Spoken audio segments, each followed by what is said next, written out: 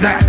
And so if I am so focused on staying on the line, I can't fulfill my assignment.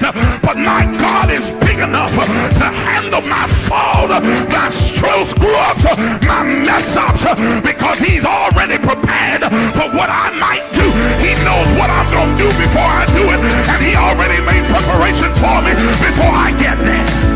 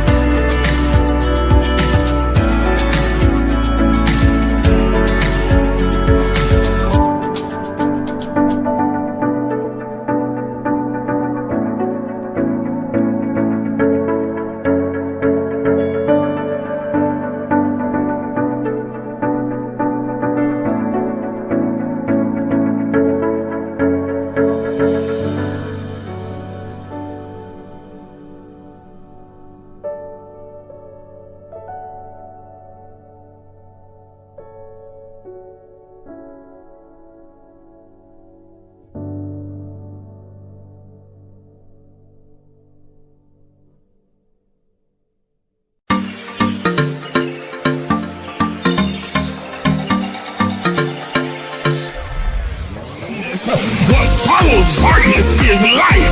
That darkness is the indicator that light is getting ready to shine. So there it is in Genesis, when darkness was upon the face of the deep, and God in the spirit form moved upon the face of the waters, and then God said, let there be. Because darkness precedes the light. Are you understanding what I'm saying? But he needs the darkness there so that God can move upon the face of the deep, so that the shift can take place. Listen, look at your neighbor and tell your neighbor that shift take place in the darkness. Oh, y'all didn't hear what I just said. Everybody's not going to see the shift that's happening. They see the chaos, but they don't see the shift. They see all the craziness going on in your life, but they don't understand that underneath the darkness, God is moving in secret. He's moving in quiet. He's moving in the hidden places. He's moving in the cracks and the corners and the crevices. He's moving in places that you cannot see. And when the light comes, they're going to see a new order.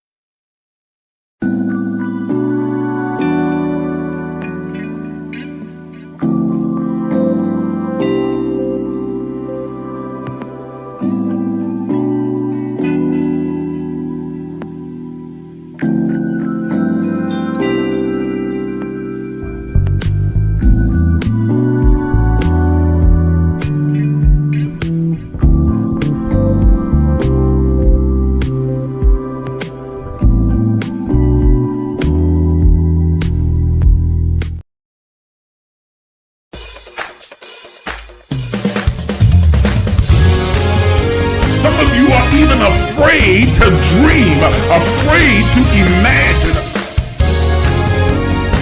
But I'm here to tell you that you are an infinite, limitless, boundless being. Are you willing to do what is necessary to have what you desire? Thank you for joining us. Please take a moment and like the Facebook page. Subscribe to the YouTube page and hit the notification bell so you'll be notified when we go live. If you are finding value in these enrichment sessions, please consider supporting this page financially. Your donations allow us to continue to provide spiritual enlightenment, self-exploration, and kingdom knowledge. Also, consider becoming a partner because partnerships have this privilege. As a partner, you'll be able to attend our annual Partners Only Summer Summit, join us for our 6 a.m. virtual daily guided meditation sessions, weekly advanced empowerment sessions, regular prophetic insights and instructions, 30% discount on all Emerge books and merchandise, and a custom Emerge t-shirt. You'll also gain full access to the private Emerge Movement community page as well as group chats. Once again, thank you for watching.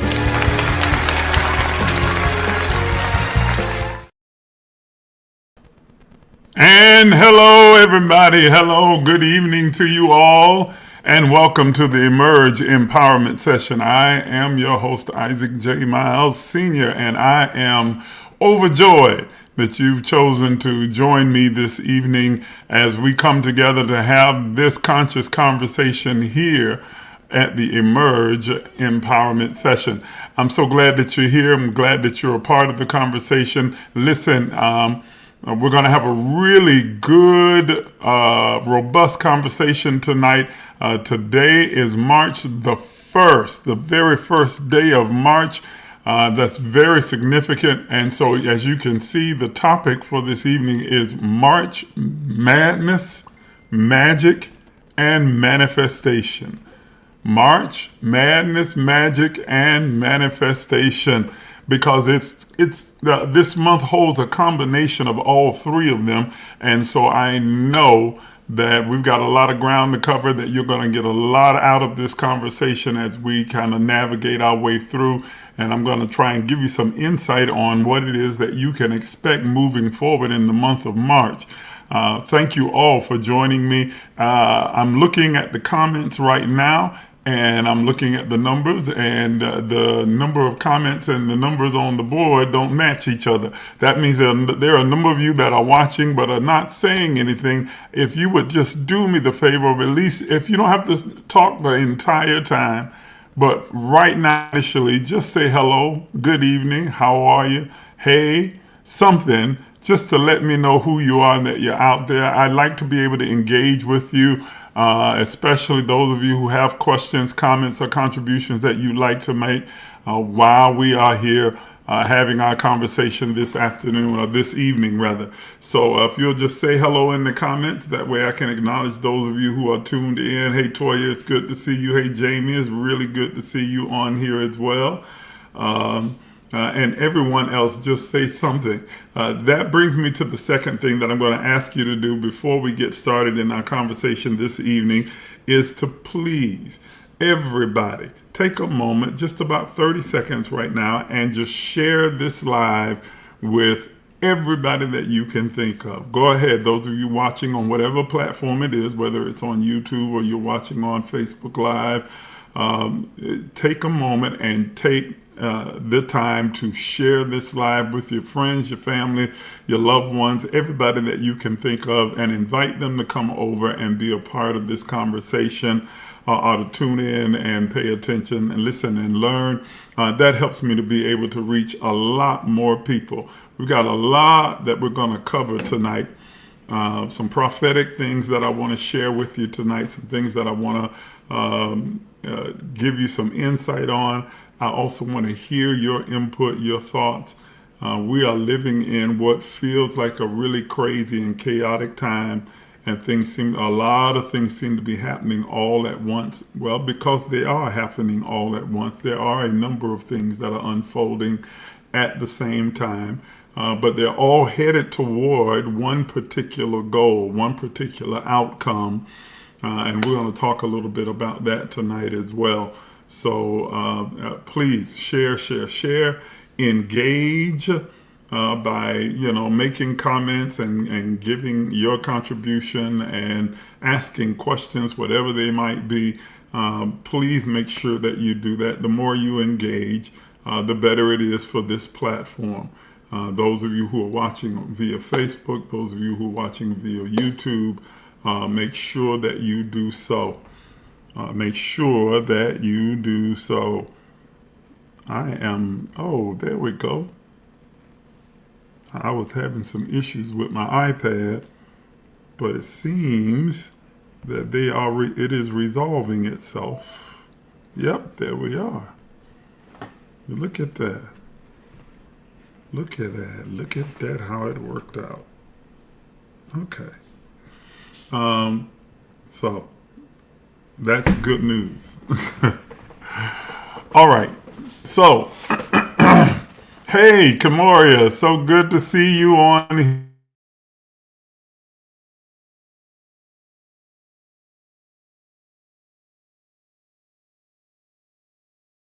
I've been thinking about you, been asking Jamie about you, always praying for you. I'm so glad that you're joining us this evening. I love you so much, and I hope that you're recovering well and doing well right now. So glad that you are tuned in. Okay, so I want to kind of get in so that I don't, waste a lot of time just small talking, because again, like I said, we got a lot of ground to cover. I want to encourage those of you who may not have done so, to make sure that you become a partner with the Emerge movement. It's a wonderful spiritual community where like-minded people gather together in Patreon.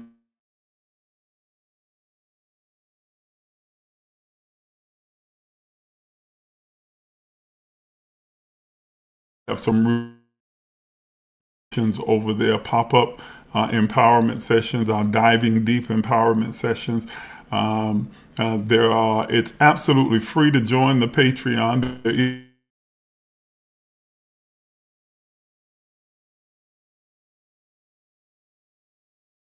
Going a little bit deeper and having access to information that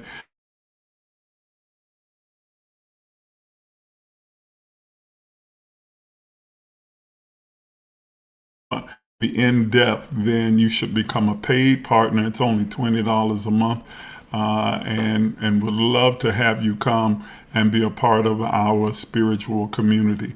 The Patreon address is scrolling at the bottom of your screen. You see it right there, patreon.com/emergelifeenrichment. Would love to have you come and be a part of our spiritual community. All right, so March Madness, Magic, and Manifestation. March Madness. Yes, I see you. I see you. Shirley, hey, good to see you as well. Those of you who are on Facebook, you can tag people in the comments. Please take the moment and do that. Toya's already doing it. She always does. All the rest of you that are watching via Facebook, then tag your friends and family members. Invite them to come over and be a part on it. Make sure that you hit the like and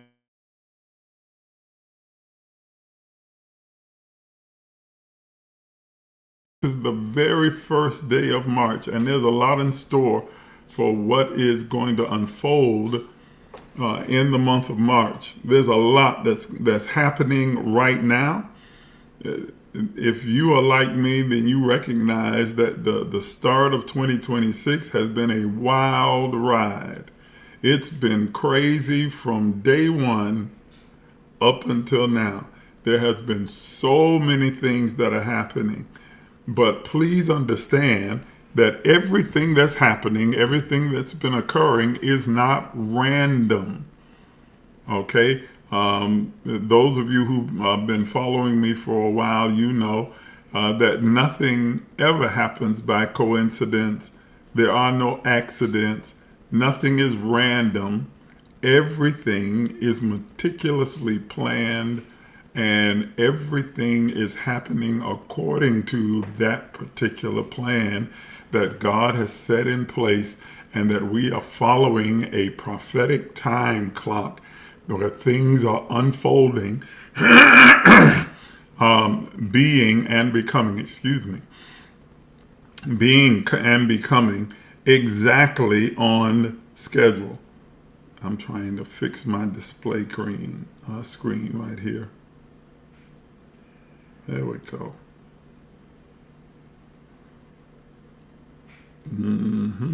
Got it. So, yeah. So as chaotic and crazy as it is, there's meaning behind it.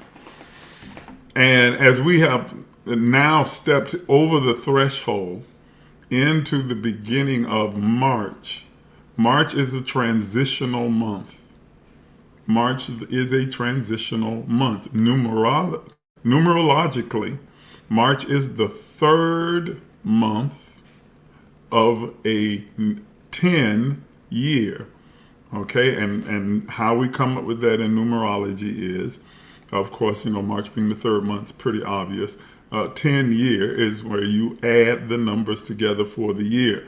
2026 is 2 plus 0 plus 2 plus 6, which equals 10. If you want to reduce that number, then you would just do 1 plus 0, which is 1. So, and both of those numbers are very significant, whether it is 10 or 1. Numerologically, March the 3rd operates inside of a 10 year. March, rather not March the 3rd, but March being the third month operating inside of a 10 year produces an energy that is like a 13-4 energy. 3, you've got the third month and a 10 year, which equals 13. And then if you reduce it further, 1 plus 3 is 4. So it's like a 13-4 energy or anointing, that is vibration that is taking place in the earth during this month. Those numbers symbolize exposure, intuition, prophetic sight, structural rebuilding, and reformation. That's the energy that is at work. Now, there are those who say, well, that's a lot of nonsense. I don't really get into all of that. But even the Bible, as well as the Quran, as well as really every sacred text, incorporates these things. You see that there are numbers that are repeated all throughout the Bible, and they are done so intentionally. The numbers 3, the numbers 4, the number 7, the number 6, the number 12, constantly, and they are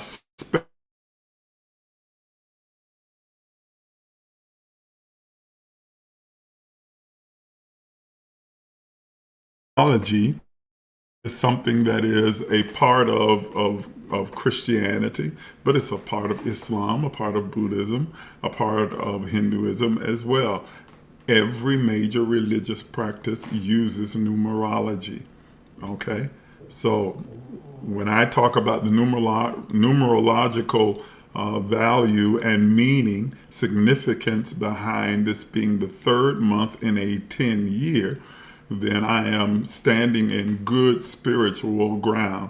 And I'm telling you that these numbers are very significant, and they give us some insight into what we can expect in this particular month, as well as in this year moving forward. So because this is a 13-4, the numbers 13 and 4 are the primary numbers for this particular month. Those numbers, again, represent or signify exposure. That is, those things that have been hidden or under the surface now coming to the surface. Okay? And we're going to talk about how we've seen the signs of all of these things unfolding leading up to this month, and it's going to happen or increase even more significantly during the course of this month. Exposure, initiation, intuition, prophetic sight and vision, as well as structural rebuilding and reformation. Okay? Now also astrologically, the month of March moves us from Pisces, being in the house of Pisces, which is about revelation and karmic cleanup and reaping what you've sown, into Aries and the equinox, spring equinox that we'll experience during the month of March, which is significant because it signifies, again, initiation, as well as intuition, courage, and taking decisive action. So what does this mean? When we talk about the astrological signs, and again, that is biblically based as well as from every sacred text, but those of you who read the Bible know that the Bible says that the heavens declare the glory of God. The heavens declare, that is, speak or prophesy, that's the word that is used in the Hebrew text, the glory, and the glory is not clouds and it's not chills running down your spine, but the glory is the mind of God. It is the insight, the revelation, the understanding, the mind of God. And it says that the heavens prophesy, declare, speak, reveal what is the mind or the plan and the work of God. What is the strategy, the revelation of God? There's revelation in the planetary movements. You cannot think that all of the things that happen throughout the earth, if you believe that God is the creator of all things and God is in control of everything and God is, all things come of God and everything moves out of God and flows out of God, that the entire universe has its consistency in God, then you can't think that all of the movements are just random. That they can't just be accidental, random, and have no significance or have no meaning. Of course they have meaning. And so we are told that the heavens, part of the heavens meaning, part of the significance of the stars and the constellations is that they are declaring or speaking or revealing what is the mind of God. Okay? And so with the significant astrological movements in the month of March, along with the numerological understanding of what those numbers signify for the month of March, as well as coupled with or merged with just the prophetic insight that God has been releasing in this time and in this season, we're able then to get a clear picture of what is unfolding and what will unfold during the course of this month and moving forward. Now, for those of you who follow my page, you've seen that I've been posting lately, especially since this major event just took place again, is happening even now as we talk, where the United States teamed up with Israel, which is significant, it's not by accident, to attack Iran. Again, not by accident.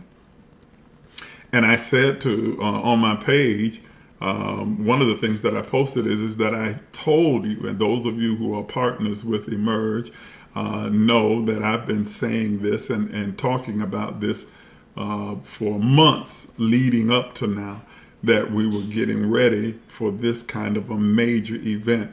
And I said to you that what the Spirit had revealed is that you needed to have two things in place, either one of these two things in place. You need to either have an exit plan or exit strategy or a survival strategy, because there was going to be such a dramatic There are going to be such dramatic events that are going to take place here in the United States that it's going to put us in a position, those of us who are aware, consciously aware of what is unfolding in the prophetic and happening in this country, where you will need to either have an exit strategy, not to leave the country forever, but to get out of this country for a period of time and be in a place of safety where you can be at peace and you can be at rest while certain things begin to reform and take place here. Or if you were not in a position to be able to exit, to at least have a survival strategy so that you are able to maintain during what will be a very chaotic time here in the United States. And I told you that about what was going to unfold. I told you about the wars that were going to take place and the conflict. I've told you also and warned ahead of time, way ahead of time, that there is another pandemic approaching that hasn't happened yet, but it's coming. And you can put your foot on it. One thing about me, though, anybody who knows me well knows that I'm not given to hyperbole. I don't do hyperbolic, crazy type of talking. If I tell you that I've seen something and that something is going to happen, if I prophesy something, you can put your foot on it. You can bet your last dollar that what I say to you is going to come to pass. I don't guess. I'm not, running scams or games. I don't say and lie and say that God said something or I saw something in the spirit that I did not see. If I tell you I saw it, I heard it, if I tell you that it was spoken to me, you can guarantee that it's going to happen the way that I'm telling you that it's going to happen. And I'm not bragging or anything like that or boasting. I'm just speaking confidently. And anyone who knows me, hey, Teresa, it's so good to see you. Glad that you are on with us today. But anyone who knows me knows that about me. I don't play those kind of games, out here prophesying and making stuff up. And I told you, I remember back in 2019, getting ready to enter into 2020, and I talked about some events that were going to take place and that we would begin to step into as we transitioned into the next era or the next age, that is the age of Aquarius, that we would see certain things begin to take place, technological advances taking place, medical advances taking place, about investing. For those of you who were investors, I told you about investing in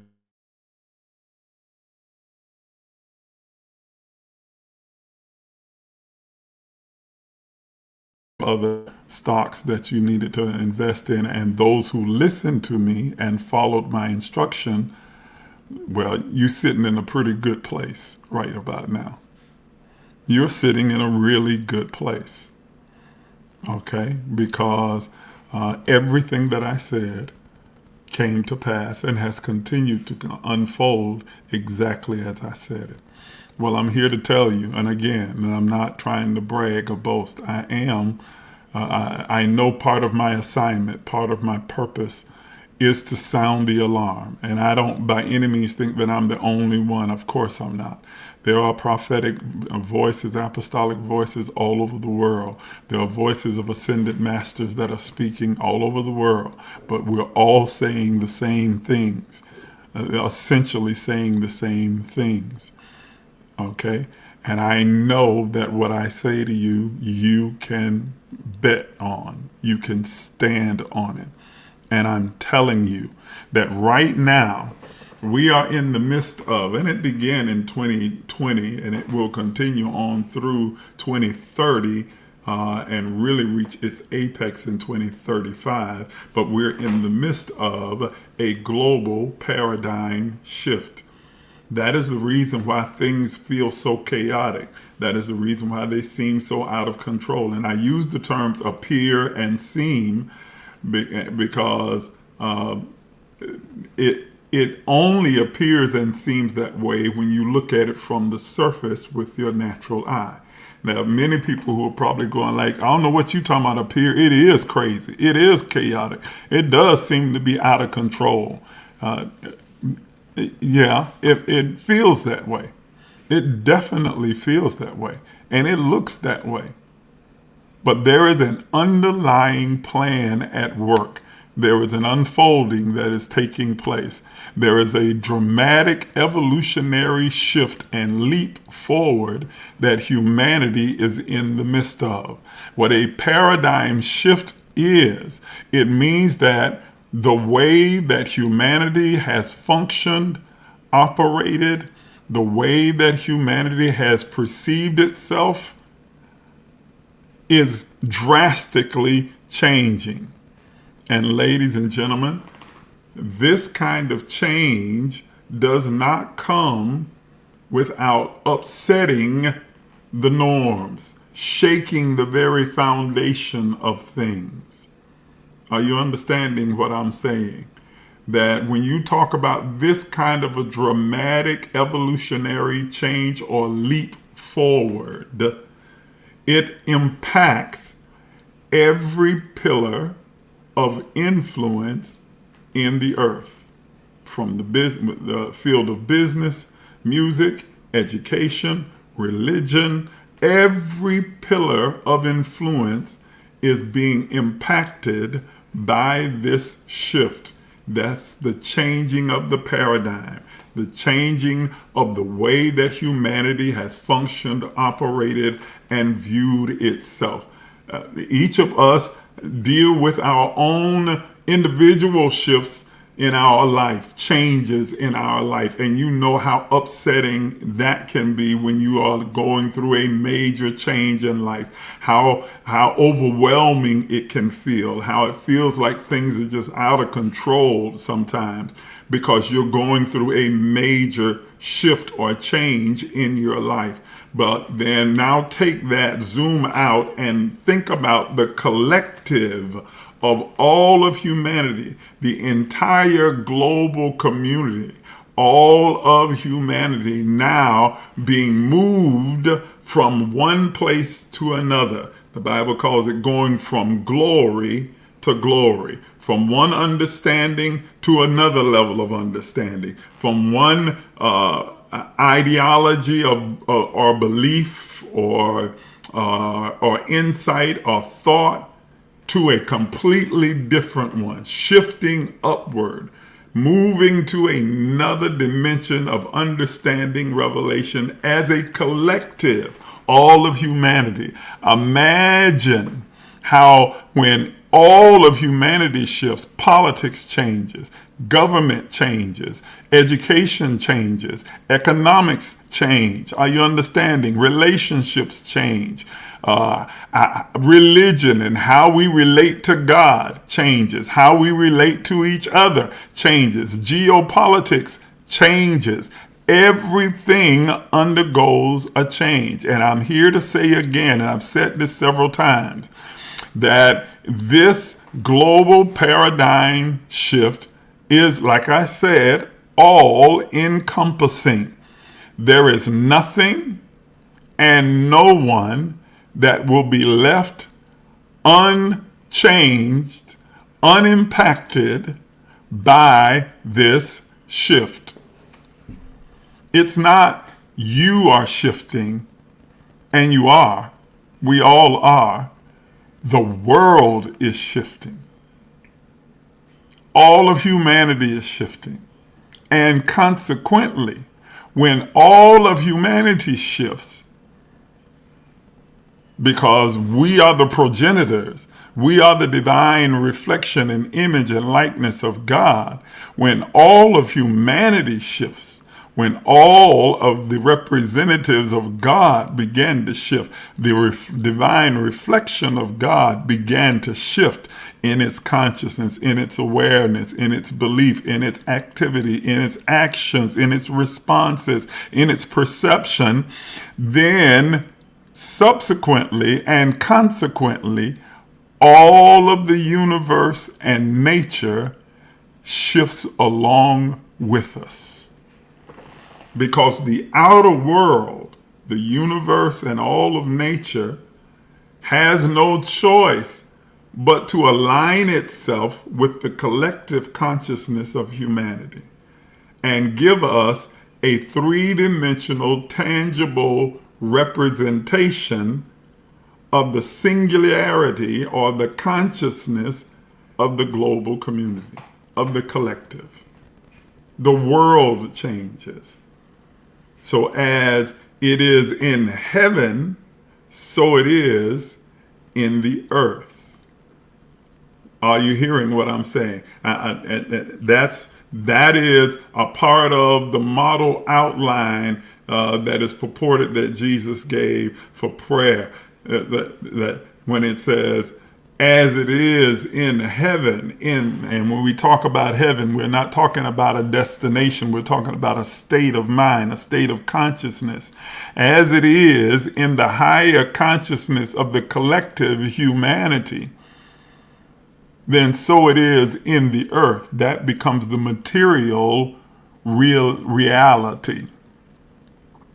Come on, you know this to be true. Even though I'm putting it in terms that may be a little bit foreign to you, I can put it in the terms that you can relate to. As a man thinks, so is he. You are transformed, taken from one state of being, one state of mode of operation to another by the renewing, the anakinosis, the changing, the evolution of your mind. Are you hearing me?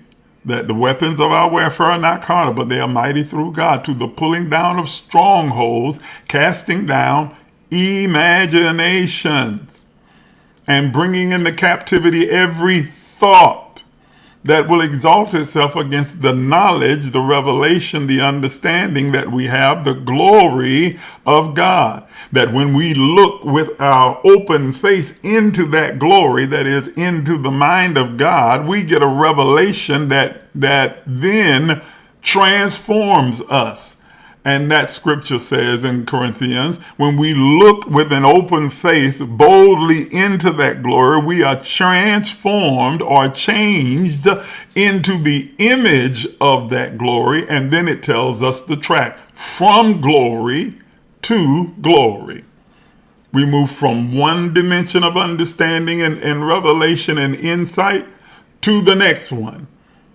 We move from one understanding, one belief system, one mode of operation, but now having looked further into the mind of God, received insight and revelation that was greater than where we've been, we abandon that and now move to the next dimension.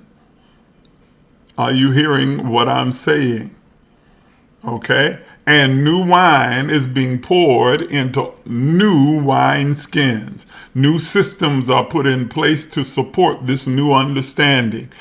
And by necessity, when this takes place,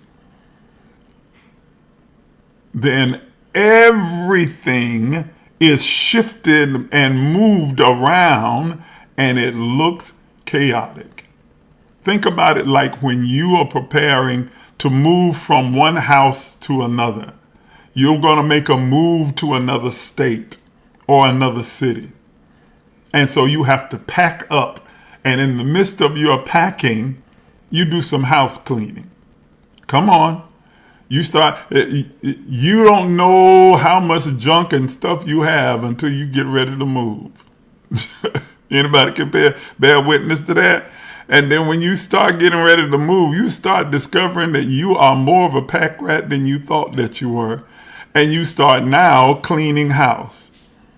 Because you're like, I'm not going to take all of this stuff into the new place.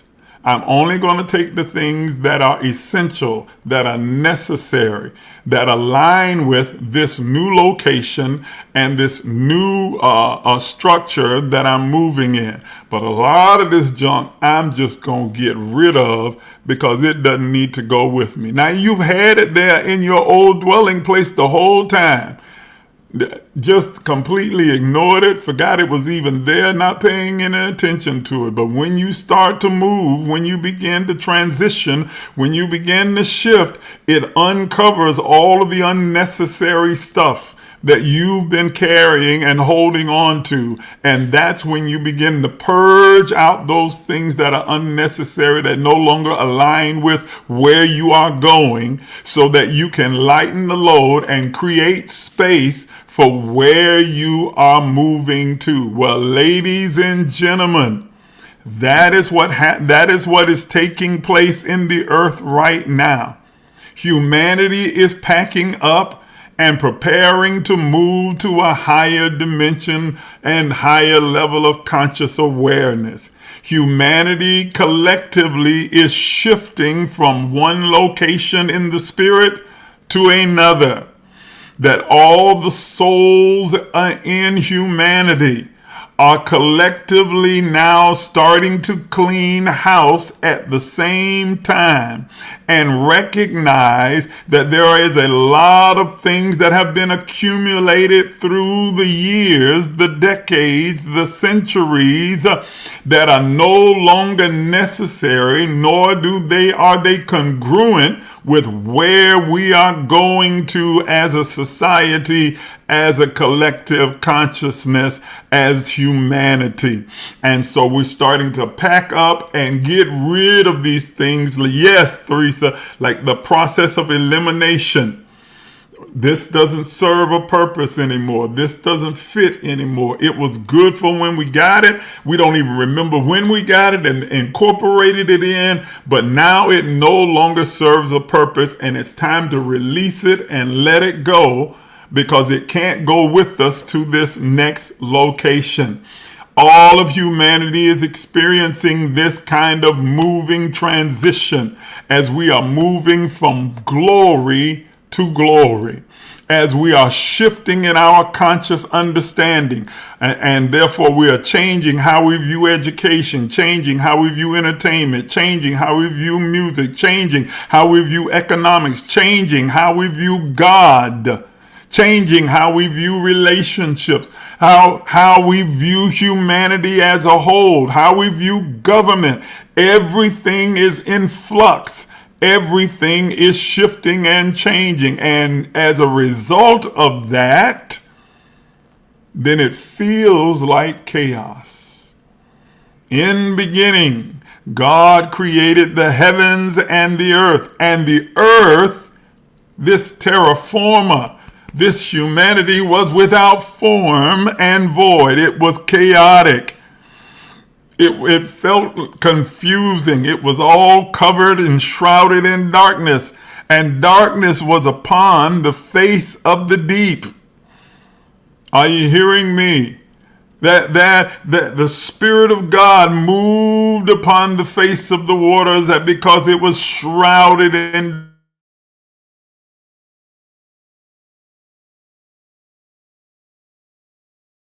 now things were about to emerge on another dimension and another level. There was something that was burgeoning, emerging, trying to break through in the earth realm. And we know that because the next verse in the text says, and then God said, let there be light. It did not say, God did not say, I'm going to create light. It said, let there be light. So let means to allow. How do you allow light if light doesn't exist? He didn't create light. He said, let the light that has always been there, that understanding, that insight, that revelation, that illuminous place, allow it to come out of the darkness and emerge. And that is what is happening right now. That is an analogy of what we are experiencing. This pattern, this rhythm that has gone on for centuries. I could take some time and walk you through the timeline of humanity in the earth realm and show you this pattern continuously taking place again and again and again. Okay? And we are experiencing it once again. Okay? where there seems to be chaos, there seems to be darkness encompassing the entire globe, but the Spirit of God is moving upon the face of the deep. I'm here to tell you all is not lost, and things that we are not doomed, and no, it's not the end of the world, and Jesus is not getting ready to come, and the rapture is not getting ready to take place. Lord, I hate to upset all my Christians and friends and loved ones, but it's just not happening. I can say it definitively. It's not happening. Oh, the rapture's getting ready to happen. Jesus getting ready to come. No, he's not. No, he's not. Okay? And no, it's not. But there is a resurrection. There is a revealing. There is a dramatic movement that is going to take place. There is about to be a let there be light, an introduction of light that has always been present but has been buried underneath all of the chaotic chaos and confusion, all of the darkness and the shrouded obscurity of humanity that we have created, that is about to break forth as there is a collective awakening that takes place in the conscience of humanity. That is going to be the breakthrough, or the let there be light, the luminous understanding, a collective agreement of all humanity that what was no longer serves the greater good. Are you hearing me? Hey, Sharon, so good to see you. It's okay that you're late. You're here. I'm glad you're here. I'm glad that you are here. Okay? So in this month, I've said all of that to kind of lay the groundwork or foundation for describing what we can expect for the month of March.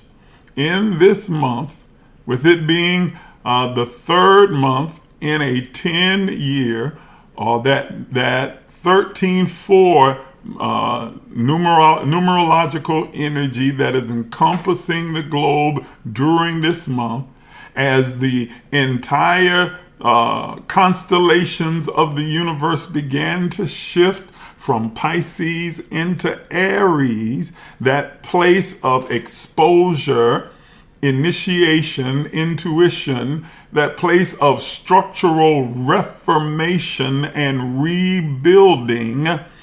What it means for us in the month of March are a few things. I want you to write these down. It means systems are exposed and corrected.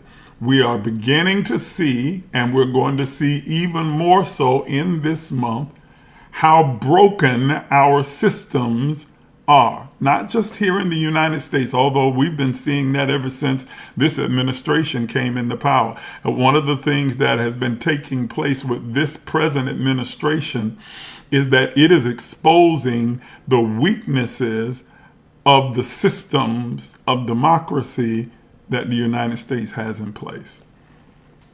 All of the ideologies that we were taught in school during our civics classes about checks and balances, this administration has shown he can run roughshod over all of it, and there is absolutely nothing that anybody can do to stop him. That all he had to do was that his first term was a dry run. This second term, he knows what to do and put the pieces in place to be able to take over and run this government like it's a mafia gang, and he is the Don and doesn't have to answer to anybody. So he put in Supreme Court justices as well as federal judges and some district court judges, and then he packed his he packed his administration and his cabinet with sycophants who are willing to do and say whatever he wants them to do and say. And then he has enough of the same type of minds in control of the Senate and the House. So now, when he does run into a roadblock, say there's this one in a million judge that says, no, you can't do this, or no, this is not constitutional. He feels comfortable ignoring them and doing what he wants to do anyway because he feels I've got the Supreme Court in my pocket and they'll do exactly what I tell them to do. And he's exposed the weaknesses of the system. Now, that's here in the United States, but we've seen this in Russia. We've seen it in China. We've seen it all around the globe. That we are seeing the weaknesses in the systems of men that have been in place, and they are being shown to be ineffective and inefficient for the time that we are in. Technology is advancing at a rate that humanity has not been able to keep up with. Oh, we keep up with the technological side of it, that is being able to make it bigger, faster, stronger, more expansive, but morally and as where values and character are concerned, humanity is not ready. It has been completely unprepared. Unprepared for AI, unprepared for social media. All you got to do is look at the abuses and how at social media, even though it can be a very good, productive, helpful thing, but the abuses of it are rampant, and it's almost completely unregulated. AI is completely unregulated and growing bigger and stronger and more expansive every passing day. And humanity is having to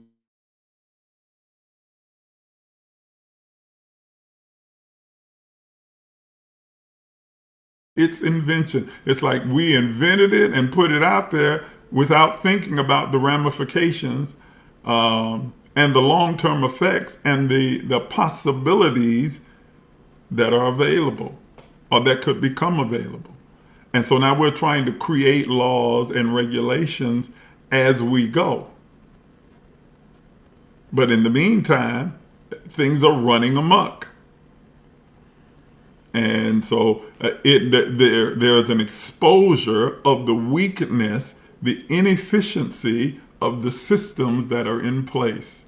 And now there is a gathering understanding that we need to shore up the foundations and create systems and structure that support this new world that we have now stepped into, this new age, this new era that we are stepping into. Okay? And yes, Sharon, it is going to expose so much more. Okay? During the course of this month, I can tell you, listen to me carefully. There are events that are on the horizon that are going to expose just how weak our systems of government and education and economics are. Those three areas specifically, I'm telling you,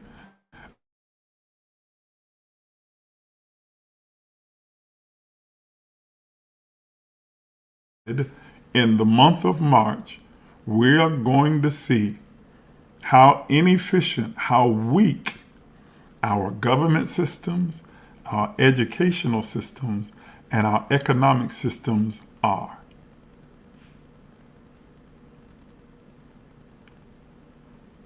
Okay? All of our legal institutions are going to be challenged. Not just here.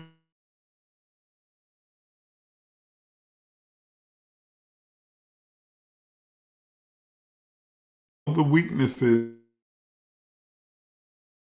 exposed to a large degree.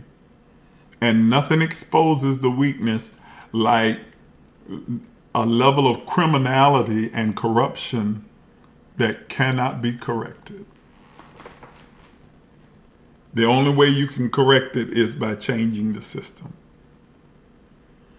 And as quiet as it's kept, this current administration is exposing all of the loopholes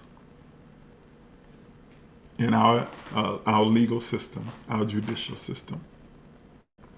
Just the fact that we elected someone with 34 felony convictions.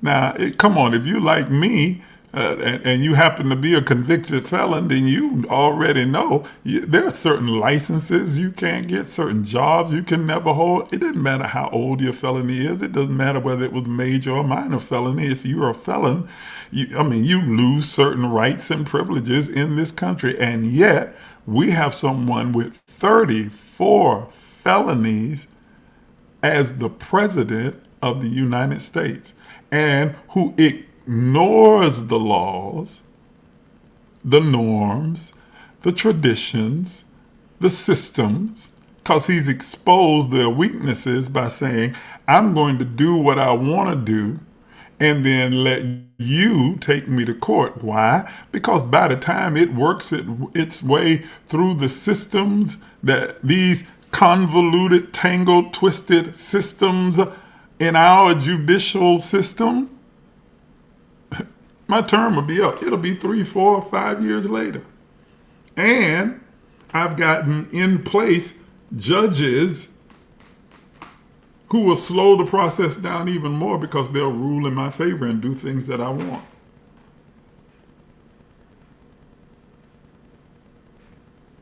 Are you hearing what I'm saying?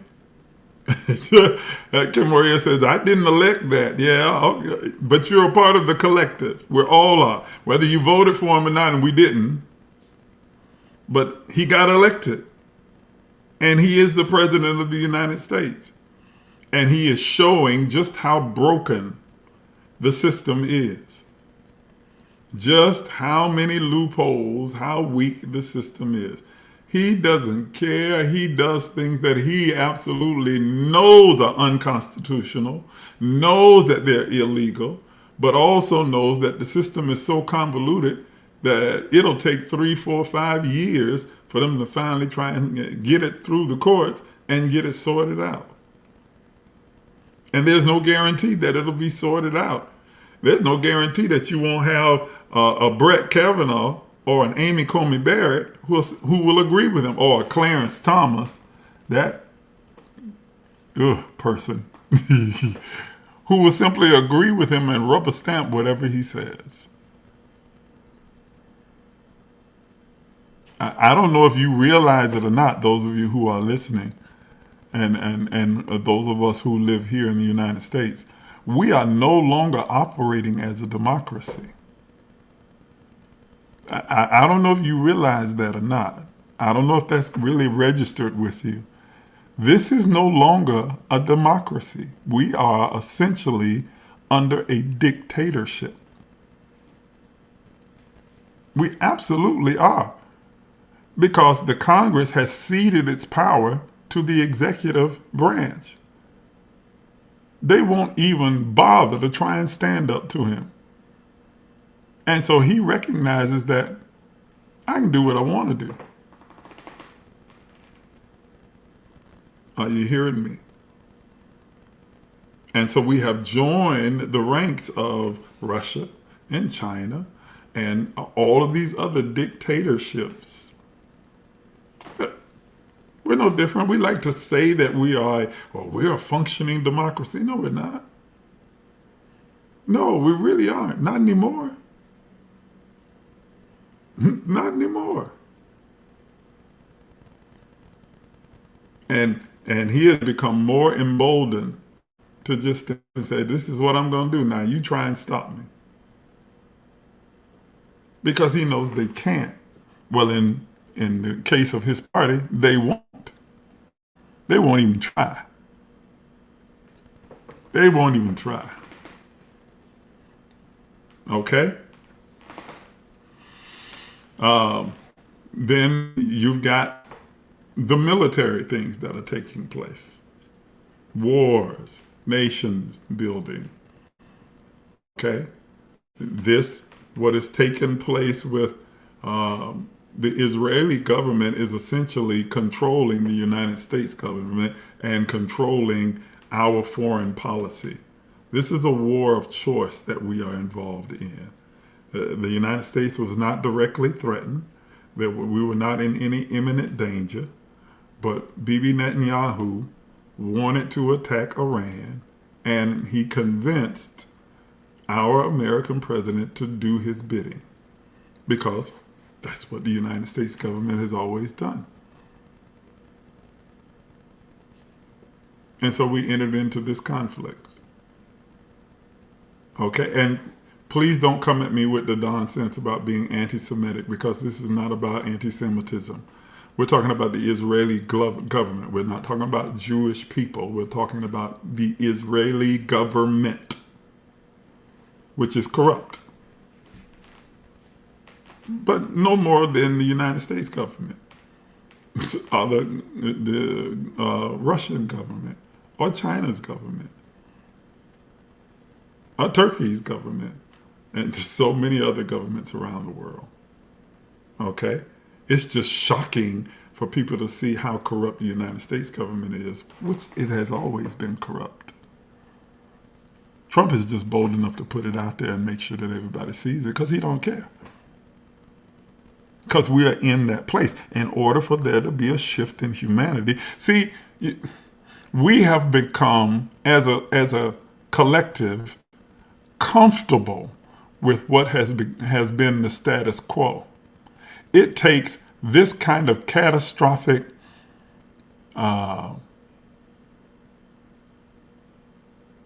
crazy anarchy to take place to awaken all of humanity to say, wait, something's not right. This is not normal. This is unacceptable. Okay? And he is making it very clear that there are some very big weaknesses and holes in the structure, and collectively people are starting to wake up and realize something's not right. Something has gone awry. And the unfortunate thing is, ladies and gentlemen, and again, I said this, I put it in my Facebook post, and I'm saying it here live on the air. Things are going to get a lot worse before they get better. They are going to get better. Let me say that again. They are going to get better. The ultimate outcome is good. All things are working together for good. But we got to go through the process of the bad to get to the good. We got to go through the process of packing up the house and thereby exposing all of the junk and gunk and messiness that we have accumulated over the years, and then cleaning up and taking out the trash before we can move to this next dimension or next realm of glory. And so it's going to get worse before it gets better. It has to, because otherwise we won't know what we need to throw away. We won't know what we need to get rid of. We won't know what no longer works, what no longer serves humanity. And so it's got to get worse before it gets better. Because you don't change something that you're comfortable with. You don't change something that you have become accustomed to. You don't change something that feels okay. You have to become uncomfortable for you to finally say, okay, I need to let this go. This doesn't fit me anymore. This is not working for me anymore. You know I'm telling the truth. Come on. Come on. That's the reason why some of you stay in relationships that are toxic. They're not good for you. They're not healthy for you. But you become comfortable. You become at ease. You've learned how to just kind of navigate that space. And until it gets so unbearable that you just can't take it, well, you'll stay right there. You'll stay there through all of the mess and the foolishness and the craziness and make excuses for it and justify it until it becomes so unbearably uncomfortable that you finally decide to walk away from it. and then open yourself to the possibility of having something better. Well, that's what's happening with the collective. That's what's happening with humanity.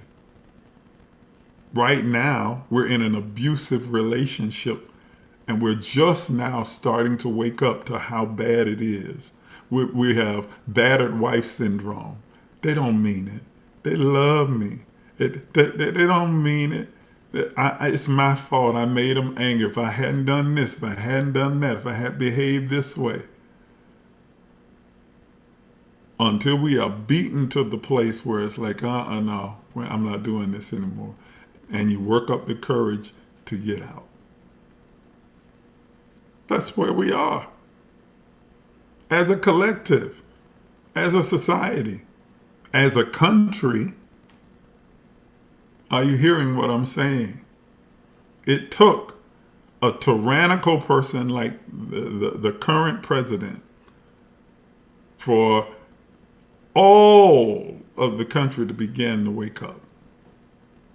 There are some of us who've already been awakened. They tried to take our awareness and turn it into, their slogan about, the woke this and woke that. Well, yeah, we're supposed to be woke.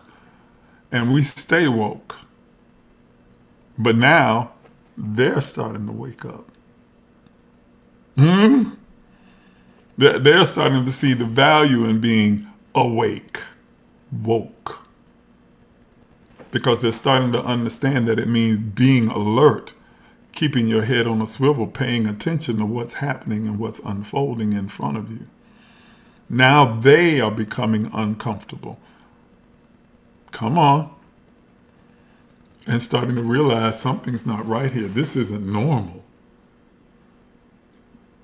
And it's going to get worse before it gets better.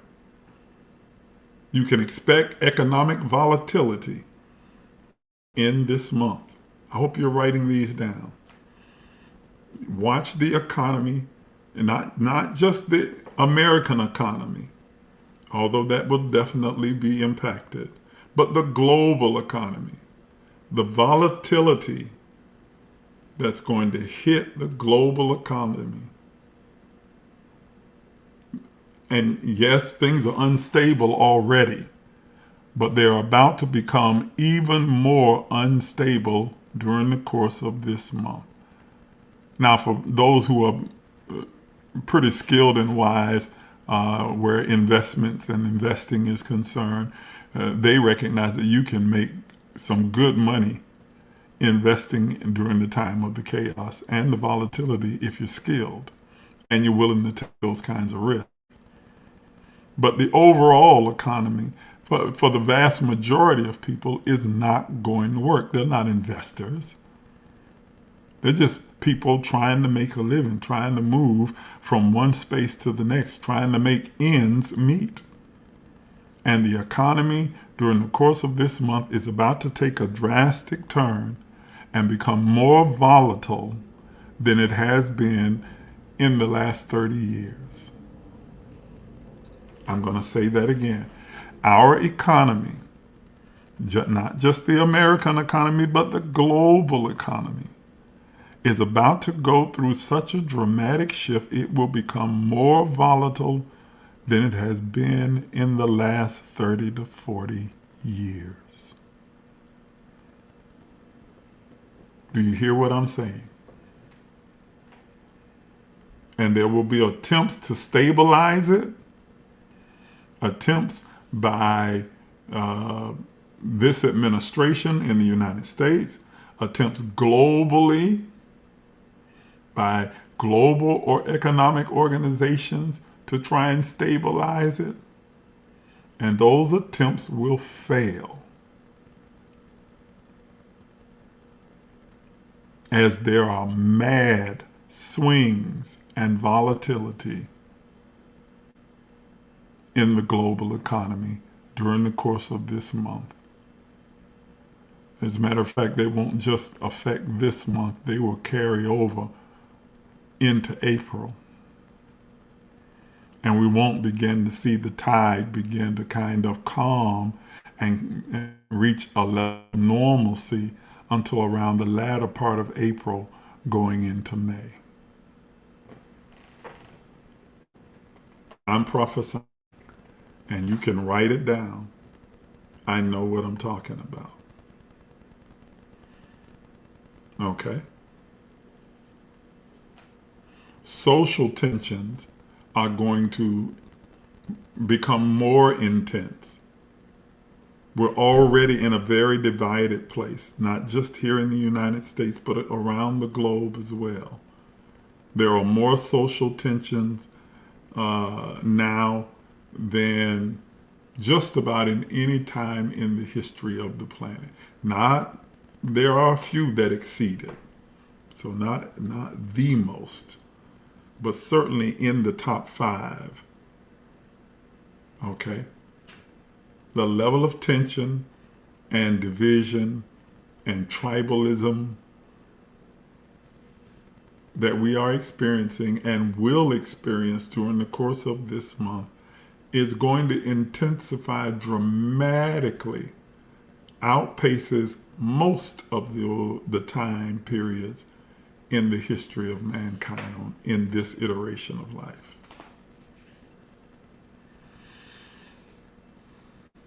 I'm not being a doom and gloom prophet. I'm not. I'm just telling you what is unfolding. But I'm telling you that it is necessary as we prepare to make this transition into a higher realm of consciousness, a higher realm of thinking, perceiving, acting, and responding. We've got to go through this transitional period, and the transition is troubling. And so social tensions are going to intensify. They're going to reveal even deeper structural weaknesses and fractures throughout humanity. This is a time where leadership is going to be tested as well. On every area: corporate leadership, governmental leadership, religious leadership, even individually within your families. Leadership is about to be tested. Because this is the only way that you're going to be able to discern those that are the authentic and those that are just posers. This time period that we are moving through, matriculating through, is going to expose and reveal who are the authentic and who are the posers. And there will always be people who chase the posers because they're entertaining, because they tickle the fancy of humanity, because they say the things, the populist things that make the vast majorities feel good.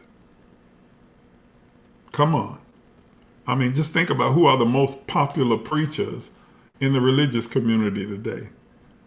They're not the most theologically sound. They're not the most intelligent. They're not the most insightful. They're not giving us revelation or insight.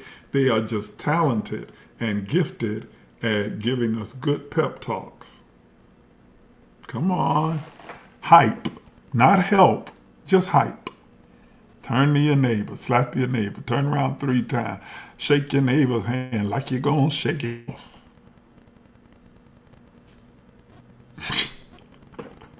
Come on, people.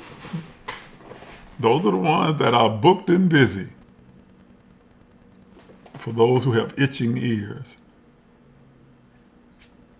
Not the authentic who are speaking truth. Those who are authentically speaking truth and clarity are the ones who are under attack right now. That's an absolute truth. Because they are not saying what the masses are accustomed to hearing. And anytime, here's how you know the mark of a real apostolic voice. A real apostolic voice, if you will. Someone who is speaking apostolically speaks a truth that is so authentic and in depth, it cuts against the grain and introduces the hearers to a higher, more expansive perspective that is so foreign, their first inclination is to reject.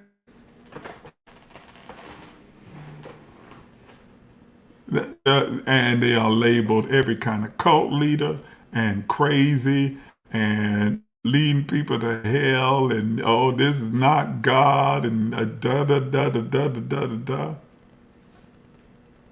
But these are the true voices, the apostolic forces. Okay? Kimura says, it'll be great to see what leaders are going to arise in the black church. It's going to be great to see what leaders are going to arise, period. Not just in the black church, but in the church world, period. In white communities, in black communities, around the world globally, in the economic community, in the political community. What kind of leaders are going to come forward? It's going to be very interesting. There are some authentic voices that are emerging right now, that are on the horizon, that are beginning to gain traction even as we are speaking right now. There's a few. But they are mostly being demonized and harassed and mislabeled and attacked for those who are still clinging to the status quo.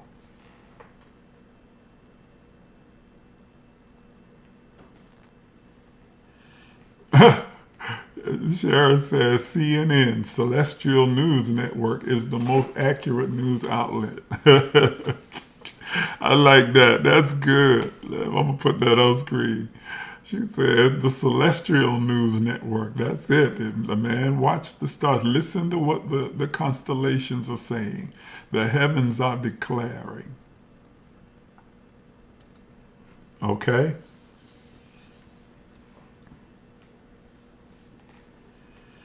Okay, and it's going to intensify during this month because 13 is that number. And this is not superstition. The 13 is not an unlucky number and anything else like that. But it does symbolize the dismantling of old structures and the exposure of old structures and leaderships that no longer work.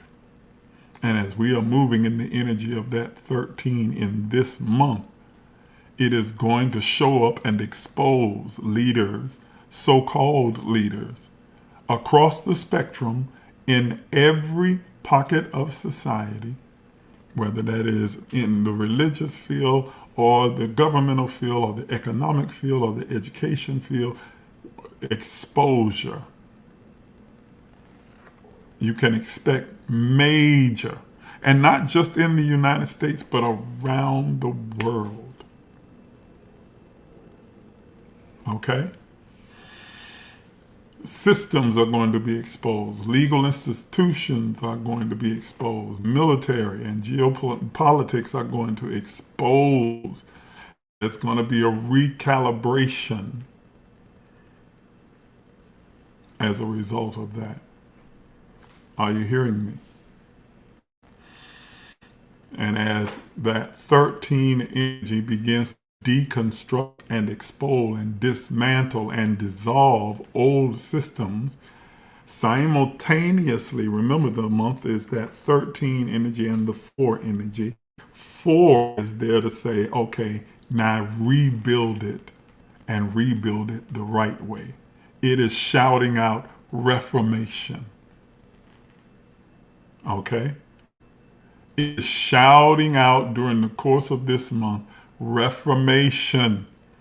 Not just this month, but moving forward. There is a dramatic reform that is not only necessary, but it is absolutely at work in the earth right now. Reformation in every, of every pillar or every mountain of influence in the earth. A broad scale global reformation is underway. Everybody praying for revival. There can be no revival without reformation. There can be no revival. There can be no restoration. There can be no, what's the other word that they're using? But none of it can take place without there first being reformation, a reconstruction, recalibration, okay, a remembering of systems, dramatic reform. And let me tell you something also. I'm speaking very prophetically and apostolically about the collective and all of humanity, but this applies to you as an individual as well. There can be no revival in your life, no restoration, no moving forward until there is a real reformation. And many of you who are watching me right now are in the middle of a reformation, a recalibration, a reconstruction, a reconfiguration of how you think, how you speak, how you act, how you your senses, your abilities. There is a mass awakening taking place, and it's beginning with you. Many of you are starting to recognize right now that what served you in years past no longer serves you now. What aligned with you before no longer aligns with where you are going. You are starting now to begin to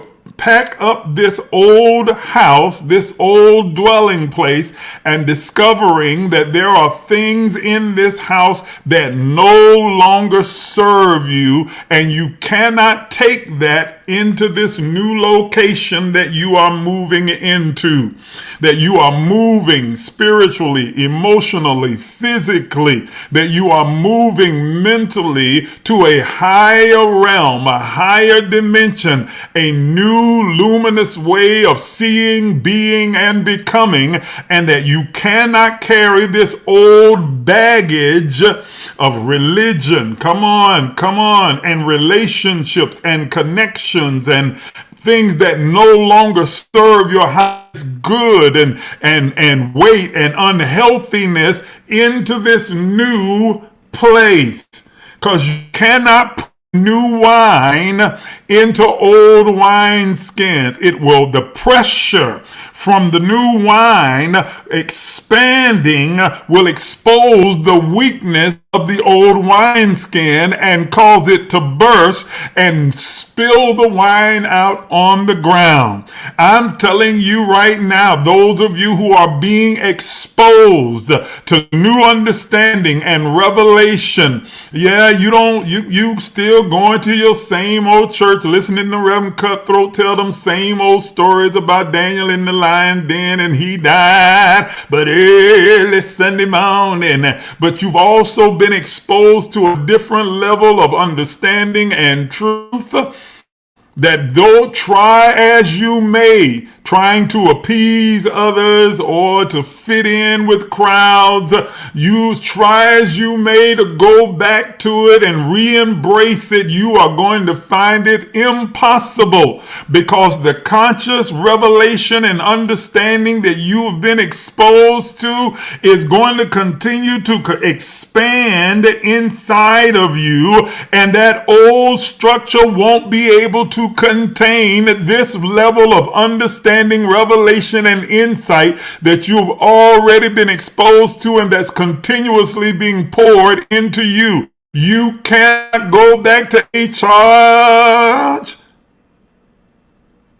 to keep, I have a God to glorify. You cannot go back to the old religious ideologies, doctrines, legalism, laws, regulations, and rules when you have already been exposed to a certain level of understanding, revelation that has liberated you. You cannot return to the confinement and the constraints of religion when you have already experienced and tasted true freedom. I don't care how much you're trying to please those people around you because you love them, you care about them, you don't want to offend them, you want to be able to fit, but you can't put this square peg into a round hole. Are you hearing what I'm saying? You can't take this new wine and try and fit it into that old skin, because as that wine ferments, it begins to expand. And as it begins to expand, it puts pressure on that system, that container that's trying to hold it. And that container is not built for this new wine. And it is going to burst. Are you hearing what I'm saying? Okay, I've been talking esoterically about the collective, but I am speaking to you as individuals, especially some of you who are watching me right now, who keep sitting up in churches that you are dying in relationships that are killing you. Oh yeah, they are making you materially happy, but they are not feeding your soul. Your soul is not aligned with what the relationship is offering you, the physical and the mental and emotional that you've been craving and desiring, but your soul is starving in the midst of it. And so you're compromising and adjusting, thinking that it's okay, I'll be able to handle it, it's okay, it's going to be all right, it's going to work out. But your soul is steady, pushing up against that old structure that you're trying to force it into. And it's saying, no, we can't go back to that. We cannot go back to that. We can't remain in this place. We cannot. No.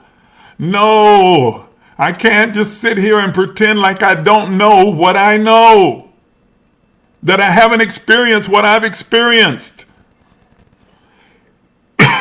Are you hearing what I'm saying to you? You cannot go back. Come on, I know you're on here. Go ahead and write it in the comments. I can't go back. I can't go back. I cannot go back. I can't go back to the old religion and ideologies. It was good enough for mother, but it ain't good enough for me. I know that ain't what the song said, but I'm rewriting. This is the remix. I cannot. It was good enough for mama because mama lived in a different time, in a different era. It was good enough for grandmama and daddy and all the rest, but it is not good enough for me.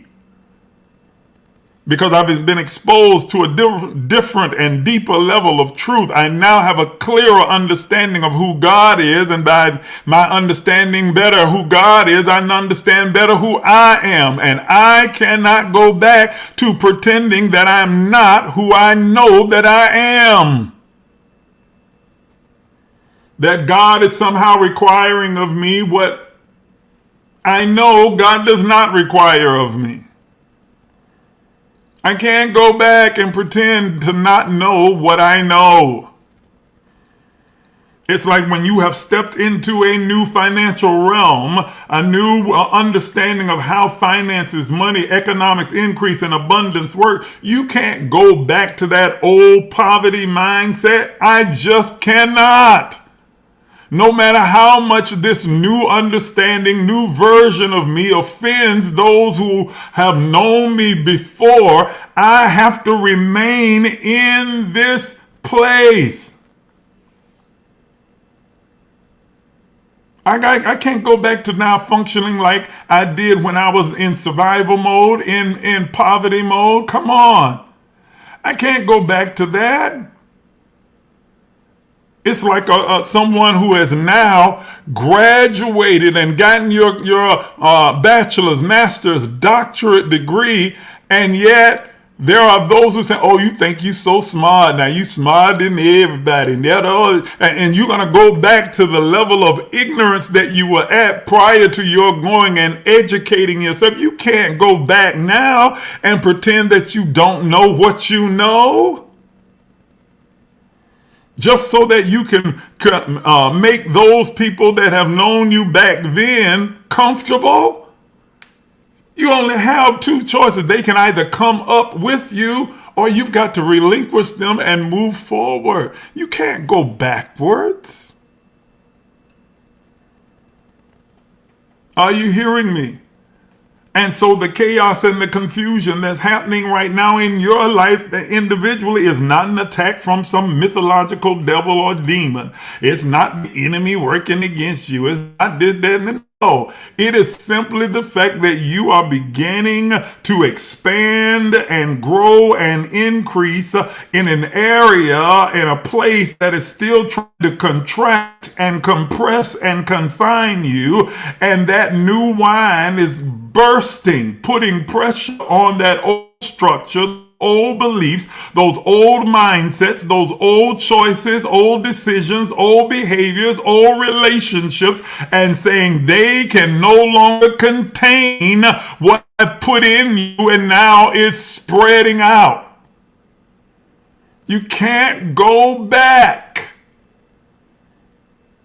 You absolutely cannot go back to pretending you don't know and have not experienced what you've experienced and what you know. Are you understanding the words that are coming out of my mouth? The whole point of this is for you to awaken to your higher consciousness, to a higher vision and version of who you are. That's what's happening with humanity. That's what's happening with you as an individual. And to fully embrace that and make the transition, no matter how messy it is, no matter how painful it is, no matter how chaotic it feels, no matter how overwhelming it is, you have to be able to march forward, to trek forward, to navigate and matriculate through the chaos, confusion, and the pressure and the anxiety, and keep moving forward. So until this evolutionary quantum leap is complete and you have stepped over into this newness, you cannot go back. Are you hearing what I'm saying? This is not chaos for chaos' sake. Okay? Historically, please listen to me. Historically, throughout time, major awakenings often follow periods of compression and contraction. Let me say it again. Throughout history, this is a pattern. Remember that the scriptures are there, both the Bible, the Quran, the Bhagavad Gita, the book of Tao. Every religious book has this one underlying thread that runs through all of them. They're all designed to give you insight into principles, practices, and patterns. That's the purpose of the Bible. That's the purpose of the Quran. That's the purpose of every sacred writing, to reveal the principles, practices, and patterns. Now we're talking about a historical pattern. Okay? Historically, major awakenings take place after a period of compression and constraint and contraction. World wars introduce new international frameworks and institutions and human rights. The Great Depression brought forth structural economic reform, the New Deal. Are you hearing what I'm saying? Civil rights, the civil rights movement expanded legal protections. It put pressure on the system and demanded a new system put in place to accommodate the burning new society that was coming forward. The global pandemic. Come on. It was horrendous, absolutely. Millions of people died. But in the midst of it, it shifted social awareness. It created an opportunity and platform for technology to evolve. See, so the pattern is chaos always precedes new glory. That is new understanding, new revelation, new insight, new being able to pierce into the mind of God and see from a perspective that we had not seen before. To look into the Akashic mind of God. It is always preceded by darkness being upon the face of the deep. Woo! By the earth being without form and void. There's the pattern. Okay? The earth being without form and void, darkness moving upon the face of the deep, and then light emerges. New understanding, new glory, new insight, a new way of being and becoming, a new way of operating, a paradigm shift. That's the pattern. That is the historical pattern all throughout history. The Dark Ages, the Great Awakening, the Reformation, all preceded by a period of contrast, of compression, of constraint. You had Inquisitions and the Crusades, and come on. All of it gave birth to new understanding and revelation. What drove Martin Luther to go and nail the thesis on the door of the church? What drove him to do so? What drove him to do so was a period of such heavy constraint, compression, contraction, confinement, that it birthed this burgeoning understanding of grace. And he said, okay, wait a minute, this cannot stand. And it caused a great reformation to take place. That is what's happening globally right now. Humanity has become so comfortable with the way things have been. It took the rise of authoritarians like Erdogan, like Putin, like Trump. Hello? To begin to wake up, to awaken the global community, to awaken all of humanity. It took your going through some of the pain and trauma and horrible experiences that you've gone through or that you may be encountering right now to awaken you. This doesn't work for me. This relationship's no good for me. This location is no good for me. Being in this job is no good for me. Being in this place, this church no longer serves me. Being at this school, this understanding, this way of operating no longer serves my highest God. I know this is what my grandmama did, and my great grandmama, and my mama, and all my cousins and sisters, but I got something different. I can't follow the family tradition. That period of confinement, constraint, compression, contraction is what is giving birth. The chaos, when the earth being without form and void, darkness being upon the face of the deep. When you have experienced the dark period, the dark season of the soul. Yes. Well, you are experiencing the dark season of the soul where you are feeling so isolated and so pushed out and almost depressed and like everything is falling apart. But when in fact, it's just the chess pieces are being moved around on the board and preparing you to step into a greater weight of glory, a greater weight of understanding, insight, and revelation that you've never experienced before. I'm speaking to you who are listening to me right now, and I prophesy over you.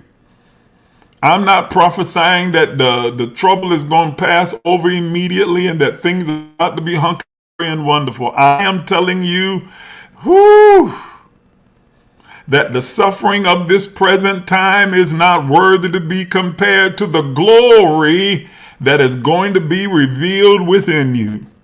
There is a level of glory, a level of understanding, insight, and revelation that is loaded and coded in your DNA, that is a part of your structural makeup, that is a part hidden in the soil of your soul that can only be unearthed and can only begin to come forward as you go through this period of confinement, constraint, contraction that is forcing you to give up your comfortable place and now take a leap and move forward to step into the unfamiliar and the unknown so that you can begin to see what is inside of you, what you are truly made of.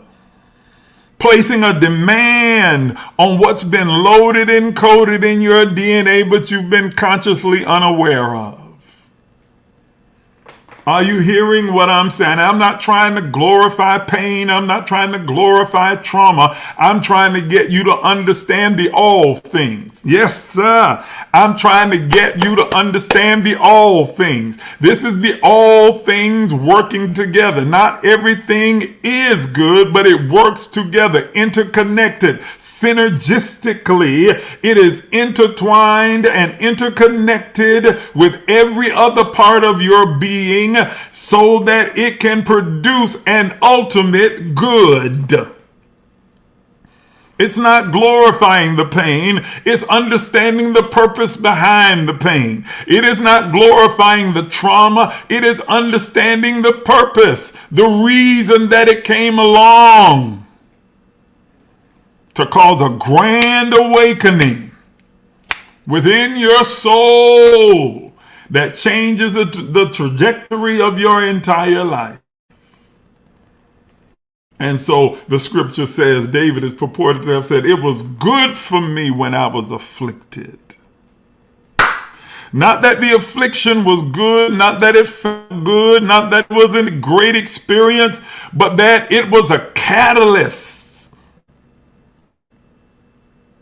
that forced me out of the place of complacency and comfort and forced me to walk by faith and not by what I've become familiar with. Are you hearing what I'm saying to you? Okay? Crisis exposes fragility. Crisis exposes weaknesses. It exposes systems. It exposes frameworks. It exposes foundations that no longer serve, that are unsteady, that are broken, that are cracked. It exposes it.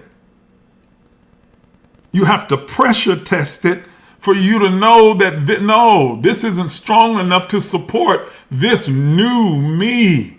Yay! That is emerging right now. And some of you are experiencing pressure testing. Your old mindset is being pressure tested.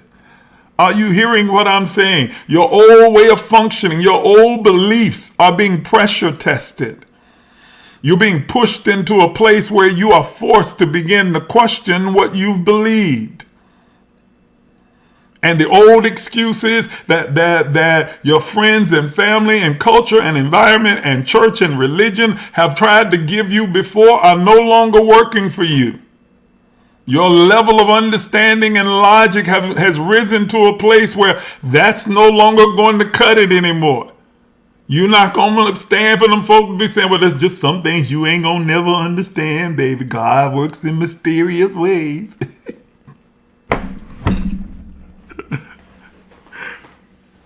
Don't you question God. What kind of nonsense is that? Who should I ask if I can't ask God?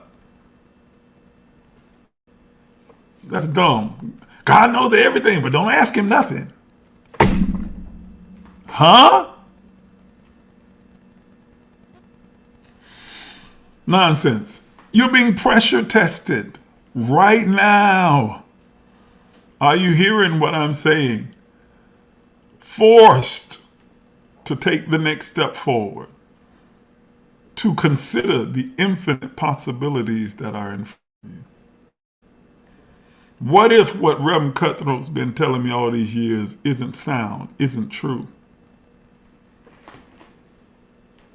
What if what grandma, great-grandmama, all of them went through and dealt with is not necessary? What if what my cultural identity has been does not suit the reality that I'm creating and cultivating for my life. Woo! Come on. What if my economic theory, my ideas about money, you starting to finally recognize that it's not working for me? You've been doing the same money practices for years and you are still struggling, broke, busted, disgusted, or barely making it, struggling to make ends meet, borrowing from Peter to pay Paul. Come on. How come I can't get ahead? Because you keep doing the same thing. To keep doing the same thing and expecting to get a different outcome is insanity. That's the very definition of insanity, people. Come on. Come on.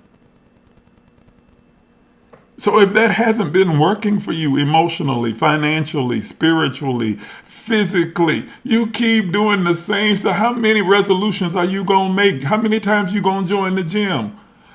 How many diets you going to go on? Y'all ain't going to holler, see, man, that look. Huh? It's not working. So it's forcing you now to consider, maybe I need to do something different. That contrasting, that confinement, that constraining